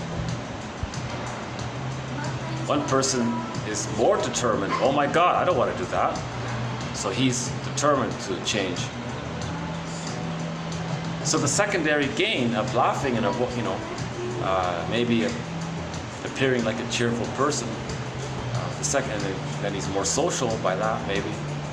But the secondary gain, he's going to give it up if he realizes what is really going on. Okay, hold on a sec. Let's let some of these guests pass by here. They're going to stay or go? Let's see. If they go, I can stay. If they stay, I might have to. Okay, maybe I'll just take a break here. I think they're going to leave in a minute or two, so what's the next one here?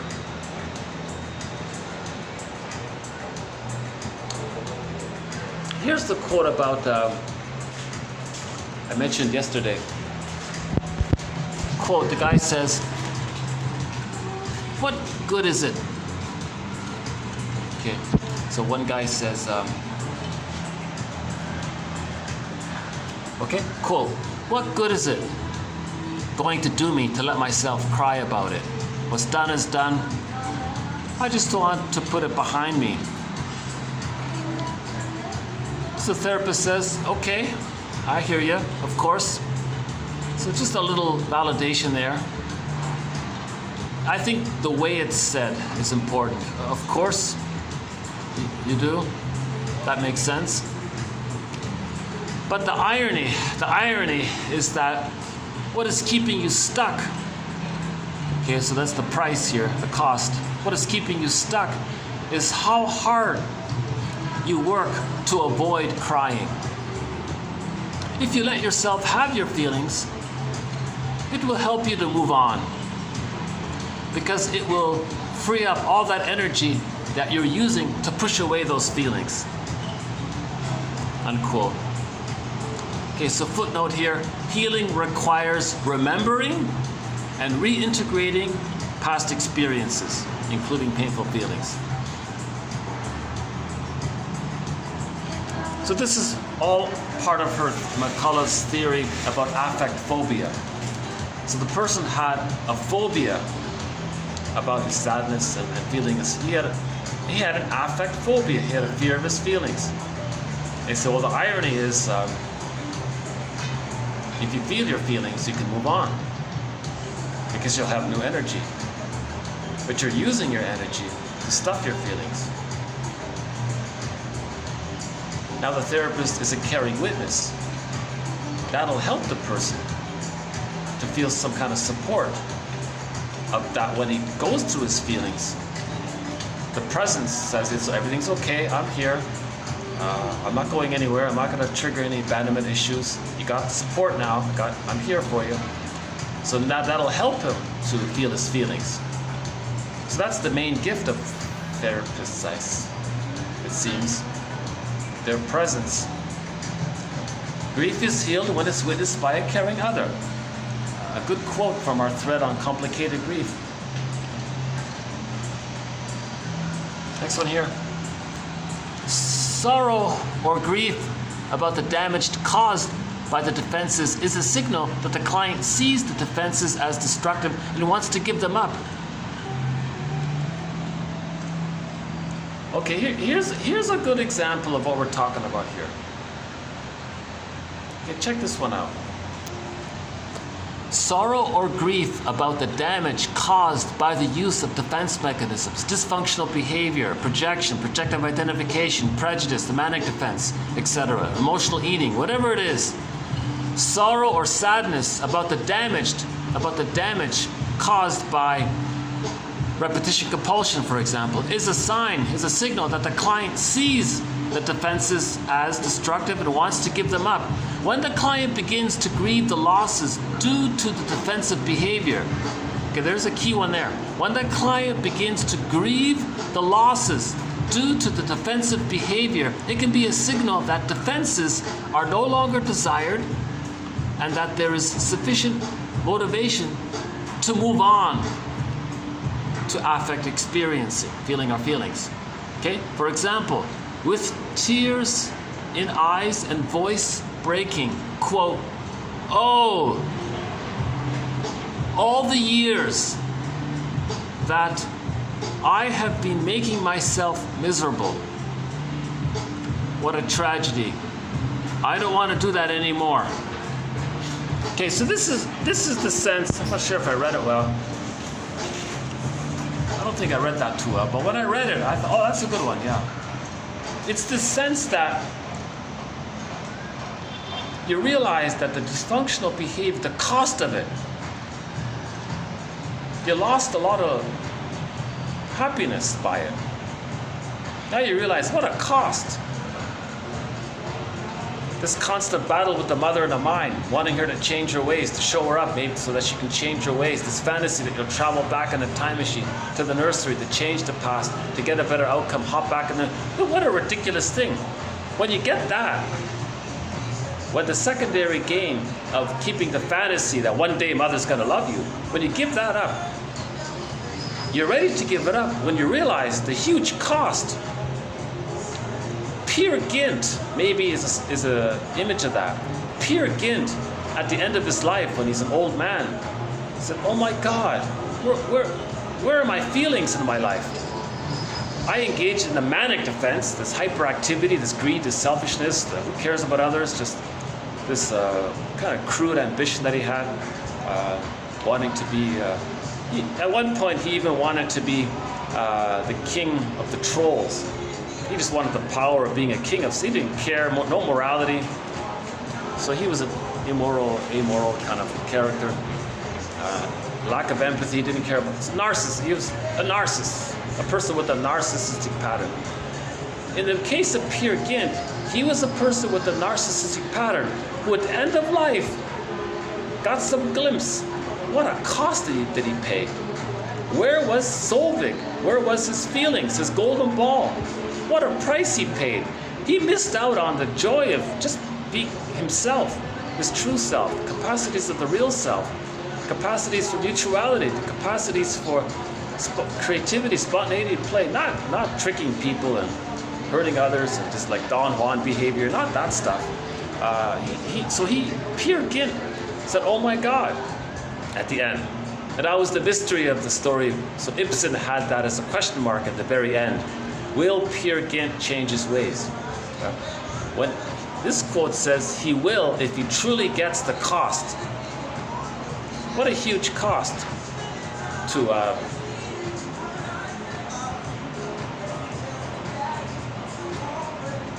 to keep repeating the battle with the mother, the disappointment with the mother in the present with the fantasy that you can change the past. To keep taking refuge in the infantile megalomania, the lost paradise. So what a lot of people are doing is the baby had paradise in the beginning. It was broken, prematurely ejected out of the paradise. They spend the rest of their lives clinging back, wanting to get back that paradise. Meanwhile, they're missing the present reality of life. They just want to go back to that babyhood feeling that they were little gods. So that's a narcissistic pattern. So they always want to one-up others, shame others to get the one-up feeling. The Schadenfreude gives them the one-up serotonin from the one-up. So they're just engaged in greed, envy, grenvy, spite, vindictiveness, Schadenfreude, power control, manic defense to preserve the infantile megalomania, the ego ideal. The ego ideal is a continuation of the image of themselves as being little gods. All babies think they're little gods. It's all about them. They're so special and important. It's all about them. All babies have that. They're stuck there. So a person spends their whole lives chasing this ego ideal, this image of themselves as being little gods. They want to get back that little god-like feeling, so they have this image about it, so they're chasing this image. Again, back to narcissist, sees the reflection, he's just chasing, he's stuck there. A person at the end of life might say, Mike, isn't there something more to life? Is that all there is, just greed and hate and revenge and not caring about others? What about tenderness and care? What about, is there some more tender feelings in life? Is there more softer, warmer feelings with myself and others? Is there something more, richer, deeper, more subtle? It's hard to describe, right? Isn't there something other than chasing, isn't there something other than just shaming others and one-upping? What about, I'm okay, what about mutuality? What about the ability to have intimacy by two people making I statements?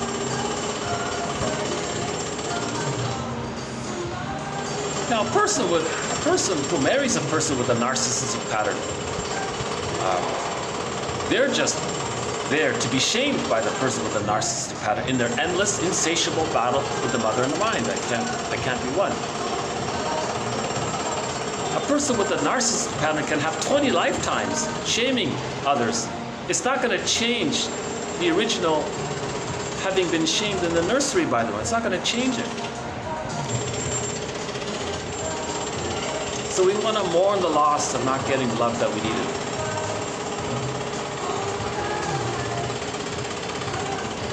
In the process of mourning the loss of not getting the love we needed, that brings up the furies, the abandonment depression, the screen painting. So we need help. We need to carry witness for some of that. But we need the knowledge as well. So we need the knowledge about free association, how we had these needs, they didn't get met, the reality that the mother was trapped and didn't offer it. We need this knowledge to facilitate, to help bring up the feeling. So my simple metaphor here is that building over there. You can hear the construction. You see?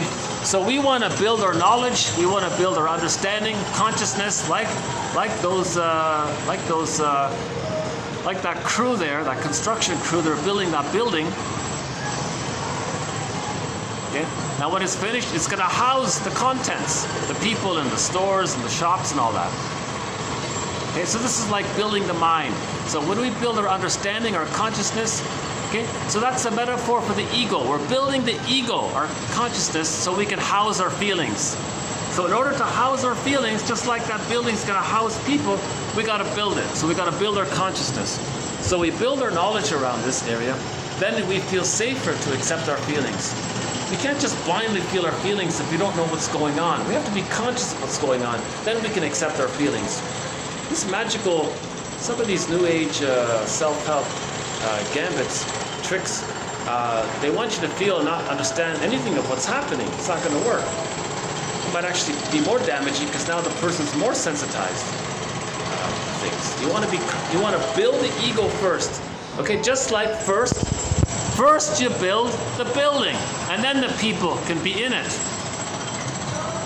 The people can't be in that building if you first don't build the building. It's the same thing with psychology. You got to first build the knowledge, then you can have your feelings. That's maybe not too bad of an analogy. I'm sort of basing it on the image. There's a book called Creating or Building the Psychoanalytic Mind. You can see like a skull there and the construction crew building the brain, saying we want to build our knowledge. That's the best thing about that book, in my opinion, that image there.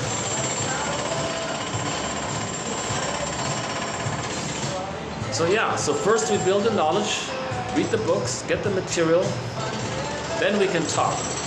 So that's the yang and the yin. We need both. The yang is the knowledge, the yin is the crying and the support of the love and understanding and empathy of the other person, feeling safe in the presence of another person. Oh, there's a bird.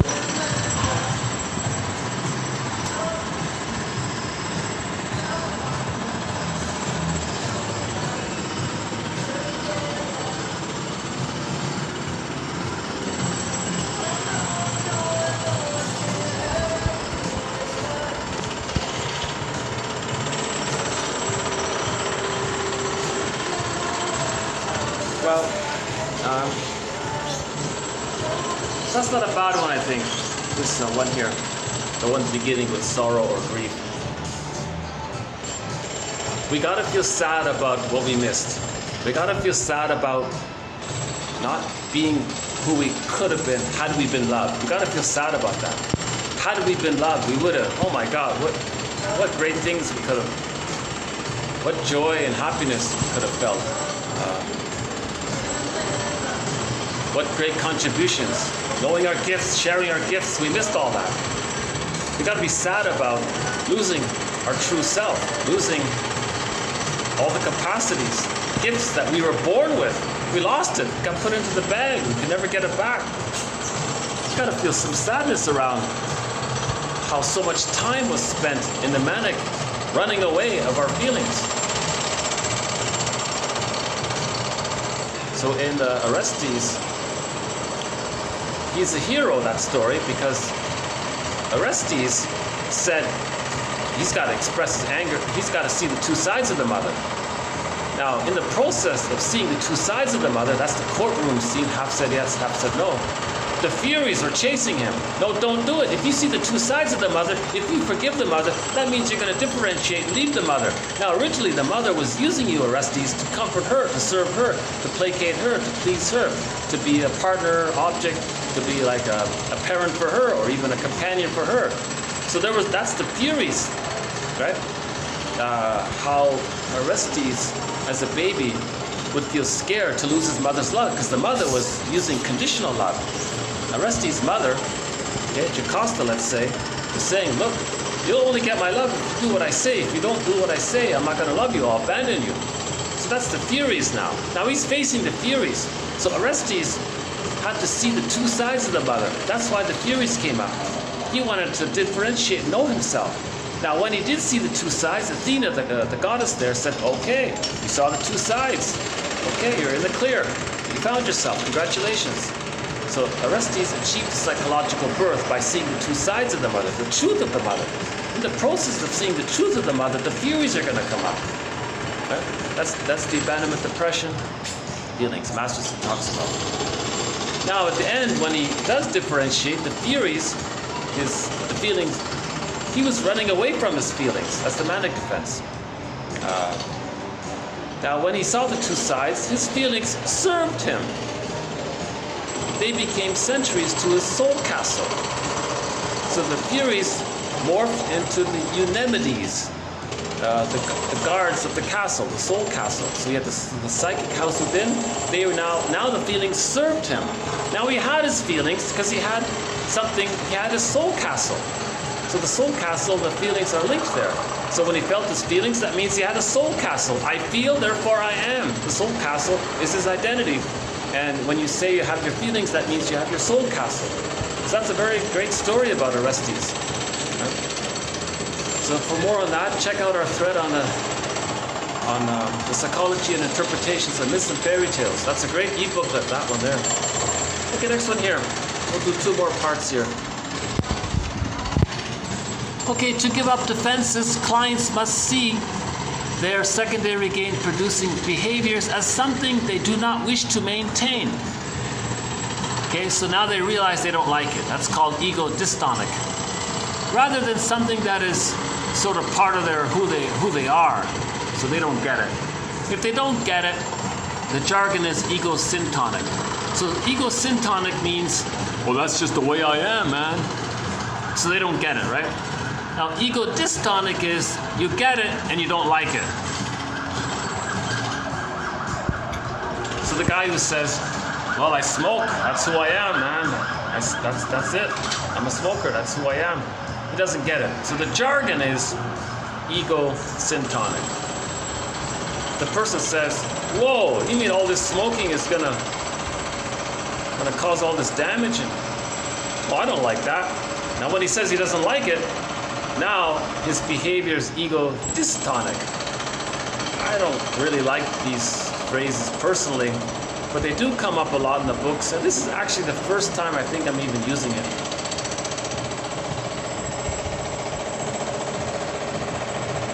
I think somebody's got to come up with some better terms. Ego syntonic. Your mind absorbs it. Ego syntonic means denial. Ego dystonic means you realize what you're doing is hurtful and you don't like it. Something like that. So we need better terms. Okay, last one here. Oh yeah, this is the guy. So here's an example of ego syntonic. Okay. Where he doesn't want to question anything, right? Just the way he is kind of thing. Okay. So ego syntonic means you don't want to be psychologically minded. Okay. Ego syntonic means maybe generally speaking, you don't want You don't want Janusian thinking. You don't want to see the two sides of the situation. You don't want to see the third side of the coin. You don't want to look at the patterns underneath the behavior. That kind of thing. Okay.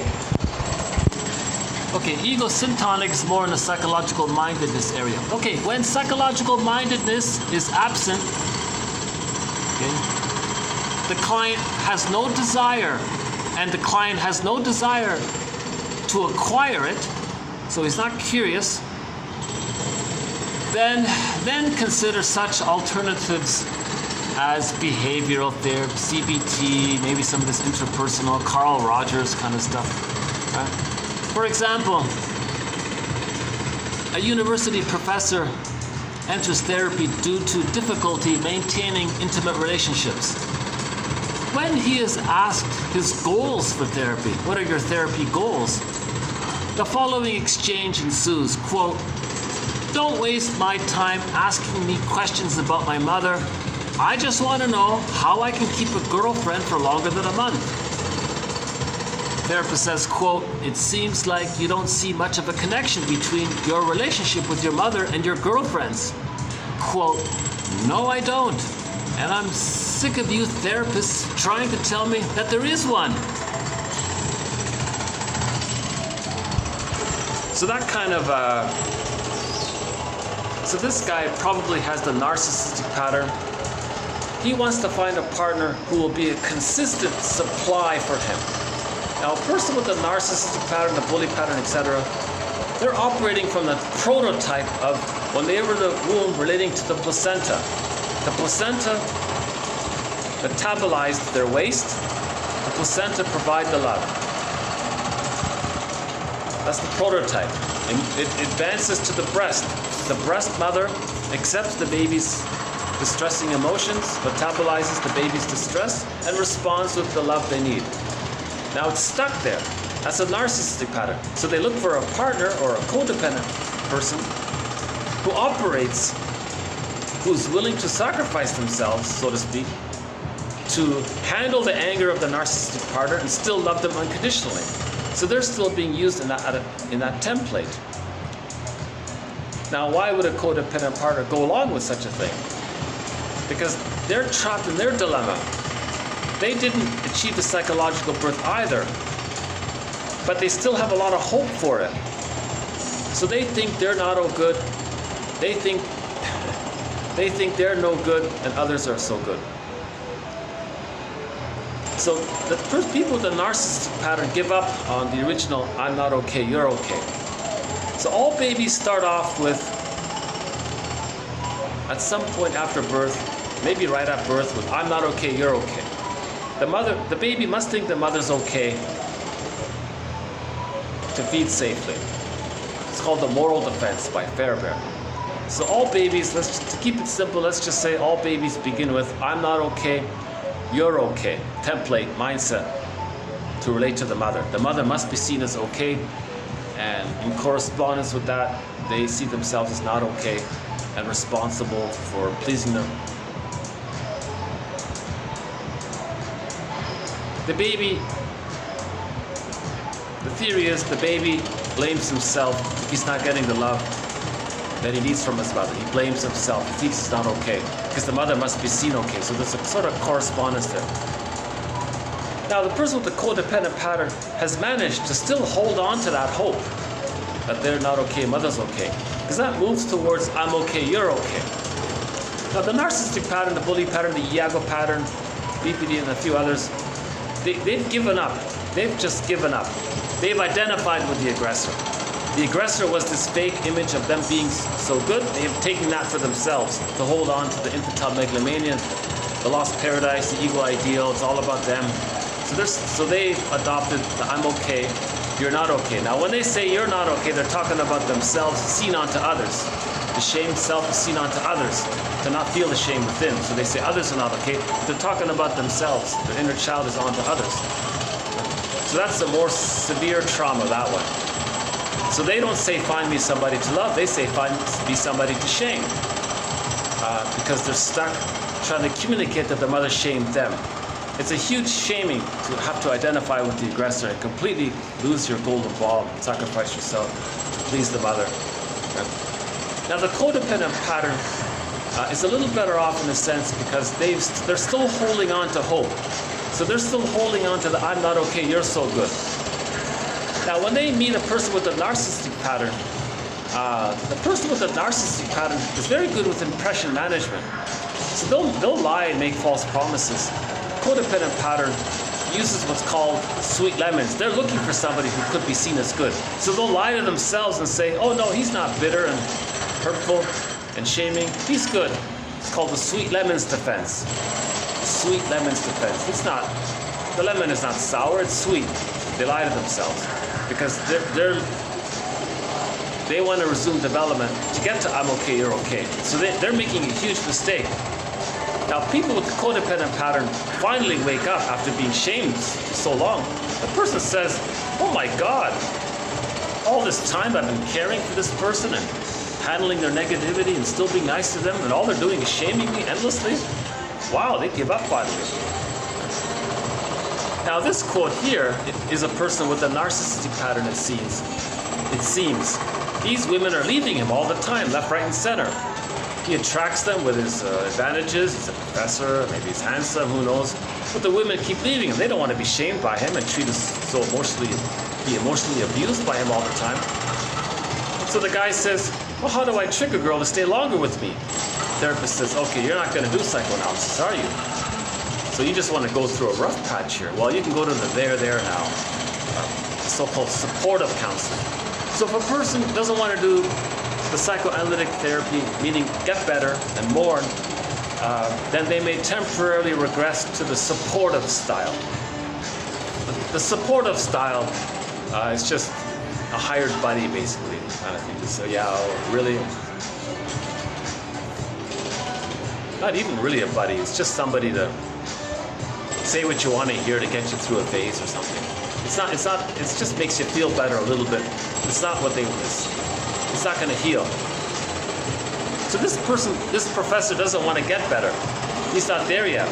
He's just more determined in his anger to find a permanent person to shame. Then he can have the permanent ability to be one up and have a placenta wife or a breast mother. So Lucy Holmes says it this way: those with the narcissistic pattern are always seeking surrogate breasts. They see others as breasts to be sucked dry, kind of thing, to use, exploit them. Because they have greed. People with the narcissistic pattern have greed. It's insatiable. They have envy. It's insatiable, right? If the baby doesn't get his needs met at the breast, he's going to have greed and envy and spite and vindictiveness and schadenfreude, power and control to get the breast, but it can't be done. He's stuck like Sisyphus there, right? And he thinks it's normal. That's called ego symptomic. If he thinks there's something wrong with that, that's called ego dystonic. So this guy here was in the ego symptomic mode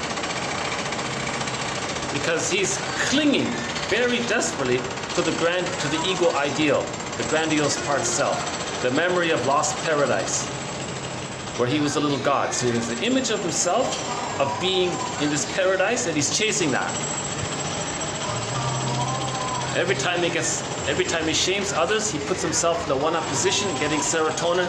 That's a little bit mimicking a synthetic feeling of the lost paradise. So cynicism gratifies infantile megalomania. So people who are cynics are constantly seeking that lost paradise. People with the negative humor, sardonic humor and all that, they're constantly seeking that synthetic, imaginal lost paradise. Yes, the baby had a kind of paradise, but you can't get it anymore. It's a one-time deal. You hatch, you hatch. The person didn't enter into the egg, they still want to go back into that egg, the lost paradise. You gotta mourn the loss of the secure attachment stuff. To mourn the loss, you gotta build the knowledge, just like they're building that building, and then you can house your emotions.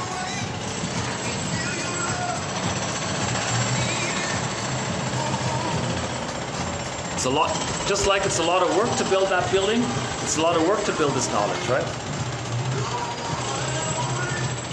So I think 1001 Windmills of the Mind is a resource to help build that knowledge to eventually house the feelings. So we now have 2,262 therapy quotes in 1001 Windmills of the Mind. This one here, 2262, is not bad.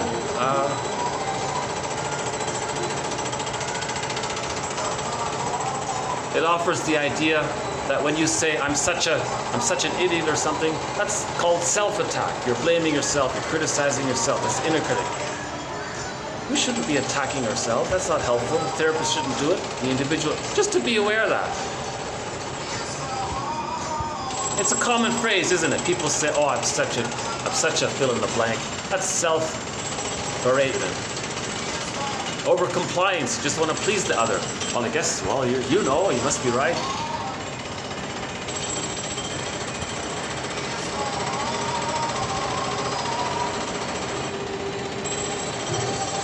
But the psychologically minded person is willing to see the links between their pattern, when it started in development, and then to see it, to catch yourself in the here and now, live, doing an example of that pattern. And you make those links. The pattern, you learned it in childhood, and that's why in the present you're doing such and such. Okay? So a good example is that movie, I Love Huckabees. I don't recommend the movie per se, but there's a scene in there that's very good. Just for that one scene. Just for that one scene with Albert, where they give him that interpretation.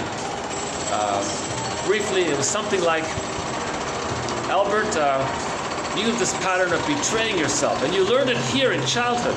And that's why, in the present, in your daily life, you encrypt the truth. You're detached from your feelings. Because you were betrayed and your mother shamed you for having feelings. And you learned it here. So you make a link between the pattern, the habitual pattern that keeps you in fantasy loyalty to the mother and the mind. It doesn't work, but you're stuck there. You learned it in childhood. And that's why in the present, you're doing this dysfunctional thing. So that's called a psychodynamic formulation or a tentative. That's called a hypothesis. An interpretation like that or a psychodynamic formulation like that is considered a hypothesis for mutual exploration. I wonder if that's what's going on. What do you think? What comes up for you when you hear this? It seems to be, it could be. How is it for you when you hear this? What comes up for you? It's a mutual exploration. If the client gets all these dreams by the interpretation, okay, we're on the right track, right?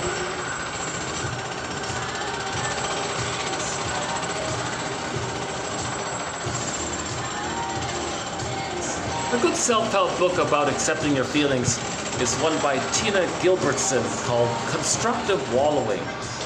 It's constructive as opposed to unconstructive wallowing. So we don't want to just berate ourselves over and over again. That's unconstructive wallowing. We want constructive wallowing. We want to move towards what she calls affect experiencing. But to experience our feelings, again, we gotta build the mind. We gotta build our consciousness. We gotta build it first. So I think first we need this knowledge, or the therapist maybe provides some of this knowledge as well.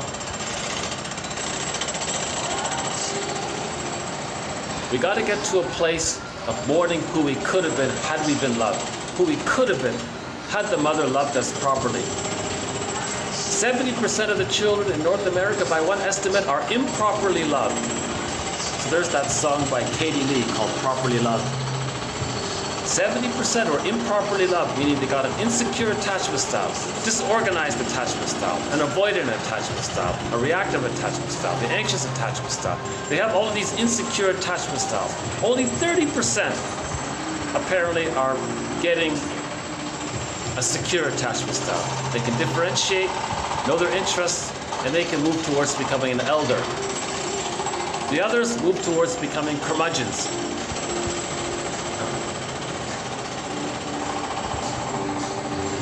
So yesterday's video, we need to differentiate to have the ability to mourn losses. If we don't mourn losses, we become a curmudgeon. Right? else was there? The phrase affect phobia. I think maybe one good takeaway is this self-help exercise. 5 words. You say to yourself, what's the hardest thing about fill in the blank?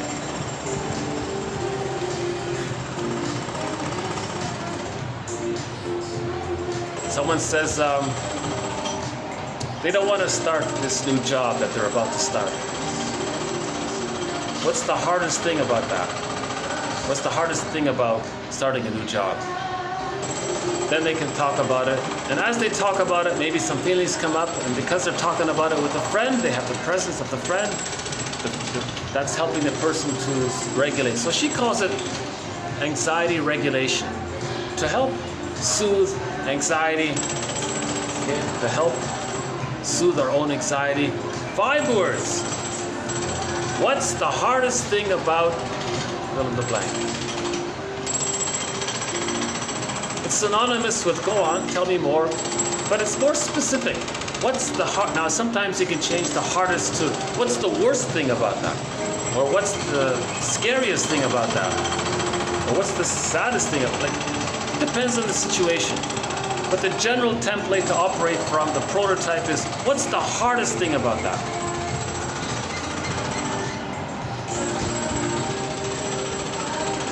Someone says, I don't want to get older.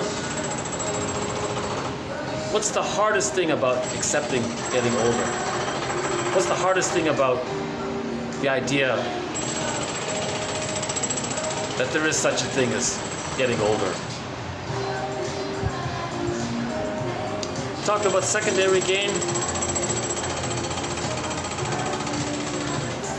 A person first has to recognize the secondary gain, and then they can recognize the primary gain, or both, or it doesn't matter the order. First you can recognize the primary gain. They don't want to grow up. That's the primary gain. They don't have to mourn, heal, differentiate, forgive. They don't have to do all that. That's the primary gain. They avoid all that hard work of the second journey of midlife. That's the primary gain. Now they may get some secondary gain. It reinforces some superficial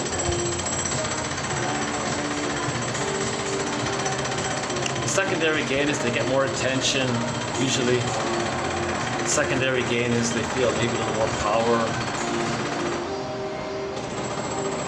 Maybe they get a high salary.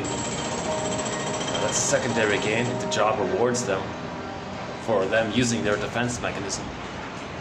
That's a huge secondary. It'd be hard to give up the defense mechanism if the secondary gain is giving you a high salary. That'd be very difficult, I would think.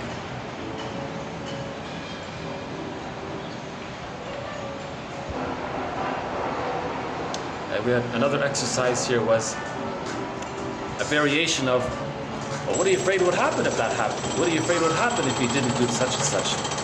The variation is, well, let's imagine if you didn't do that. What might you feel?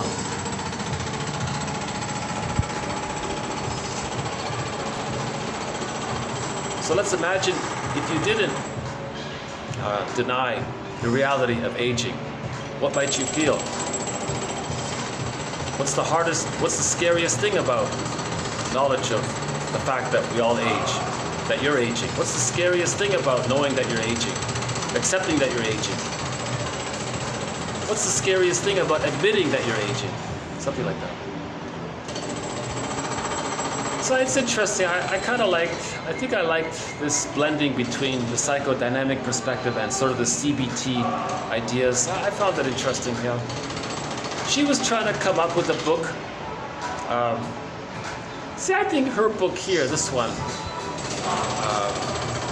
it's called Short-Term Something Therapy by Leigh McCullough. Is that how you pronounce it? McCullough or McCullough, something like that, and her colleagues there.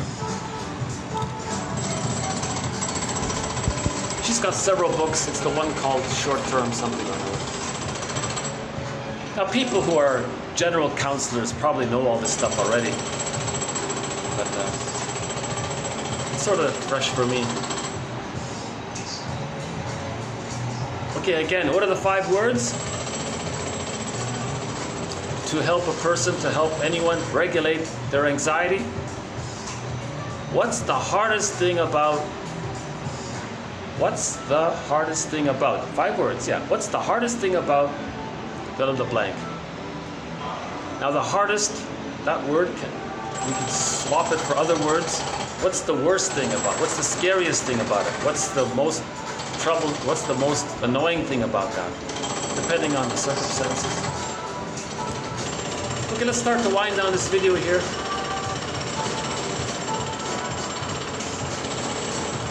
Another bird.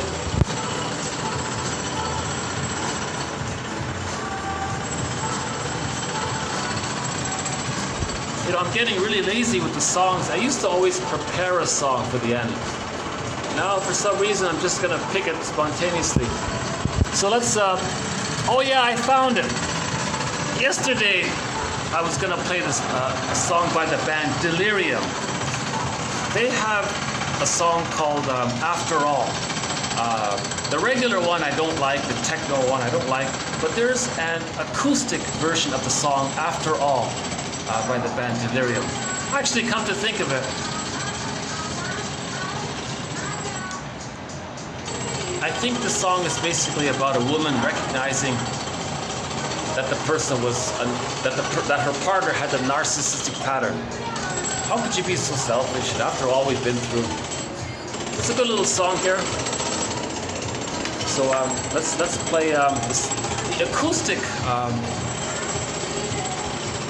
version of the song After All by the band Delirium. Hopefully you'll hear it.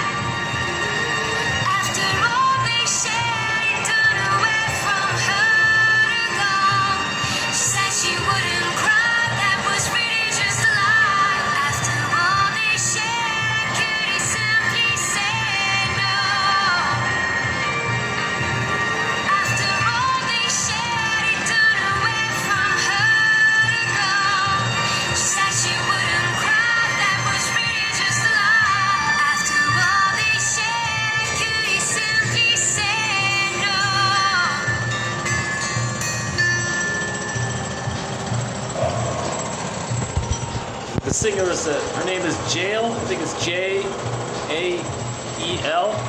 I think there's a little omelet is it, over one of the vowels there. She was sort of a guest member for the band Delirium. So we have 4 songs by the band Delirium in our soundtrack to 1001 Windmills of the Mind. That one there, After All. Another one called Truly. Another one called Self-Saboteur. It's the 4th one and a 4th one. Should we do one more song here? Let's end up with some, let's do some classic rock here. Hold on a sec.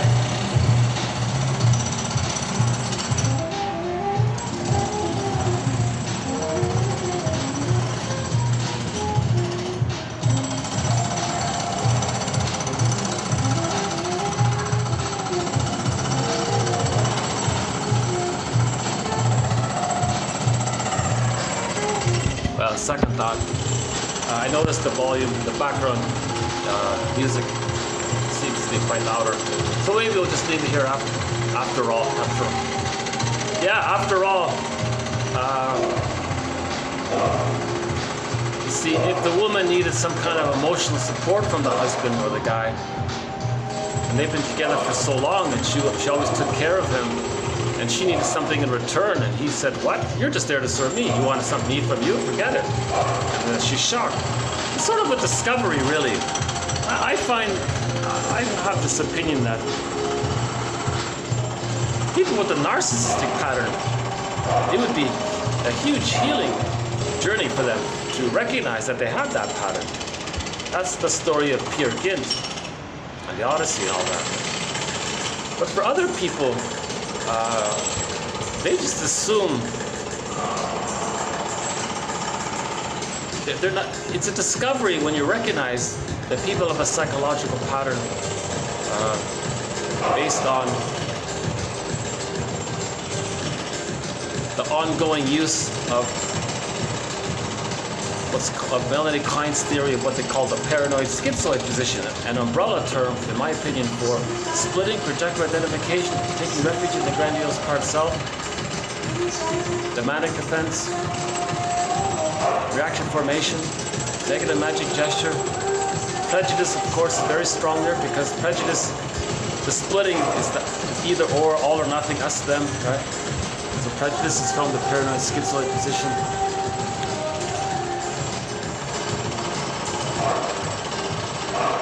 Because it's common sense to feel that people are three-dimensional, people are feeling into needs, but people with a narcissistic pattern, no. People are just,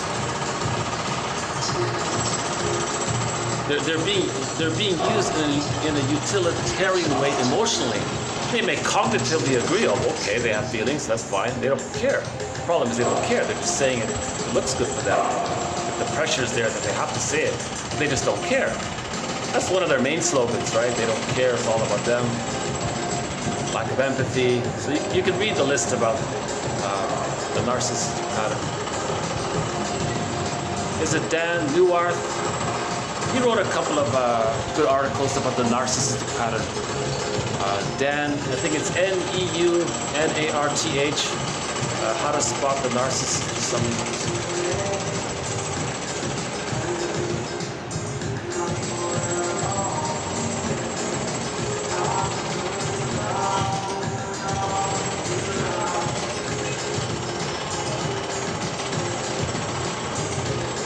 Just still wondering about whether or not to play another song here.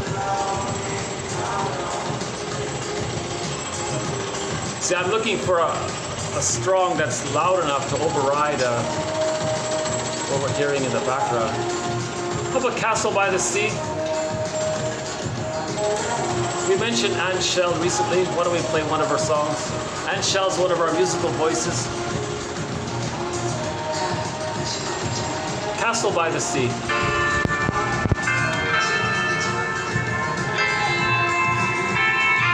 Rooftop restaurant by the city skyline. If I had money, I would buy a castle by the sea. There is no other place.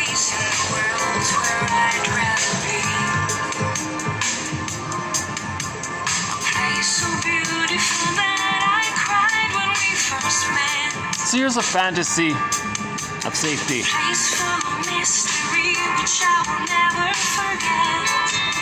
So if she has a castle by the sea, You'll be the owner of the castle by the sea. then you feel very safe. I live there Then you get with serotonin. my friends and my family.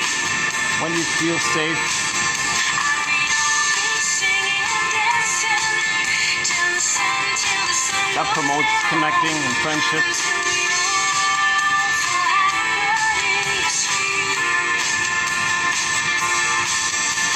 If I had money, I would give the homeless a home. I'd take them to my castle and never leave them alone. A place where they would all feel safe and secure. A place which they would never want to leave for sure. One day I'll be the owner of the castle by the sea. I live there with my friends and my family. I'll be singing and dancing till the sun goes down. Until we all feel happily asleep.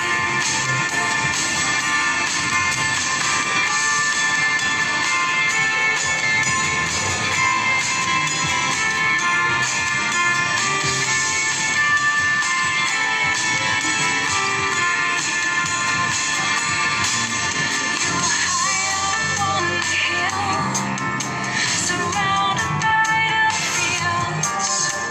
Listen to the sound of the ocean while time stands still. I'll be the owner of the castle by the sea. Live there with my friends and my family.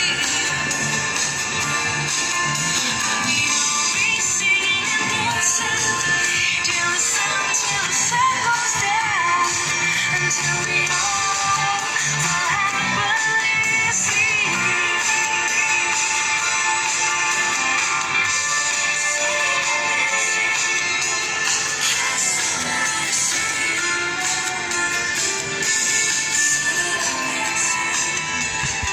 Okay, so thanks very much. This has been TQ2262. We'll add more quotes to our various threads. Thanks very much. Bye for now.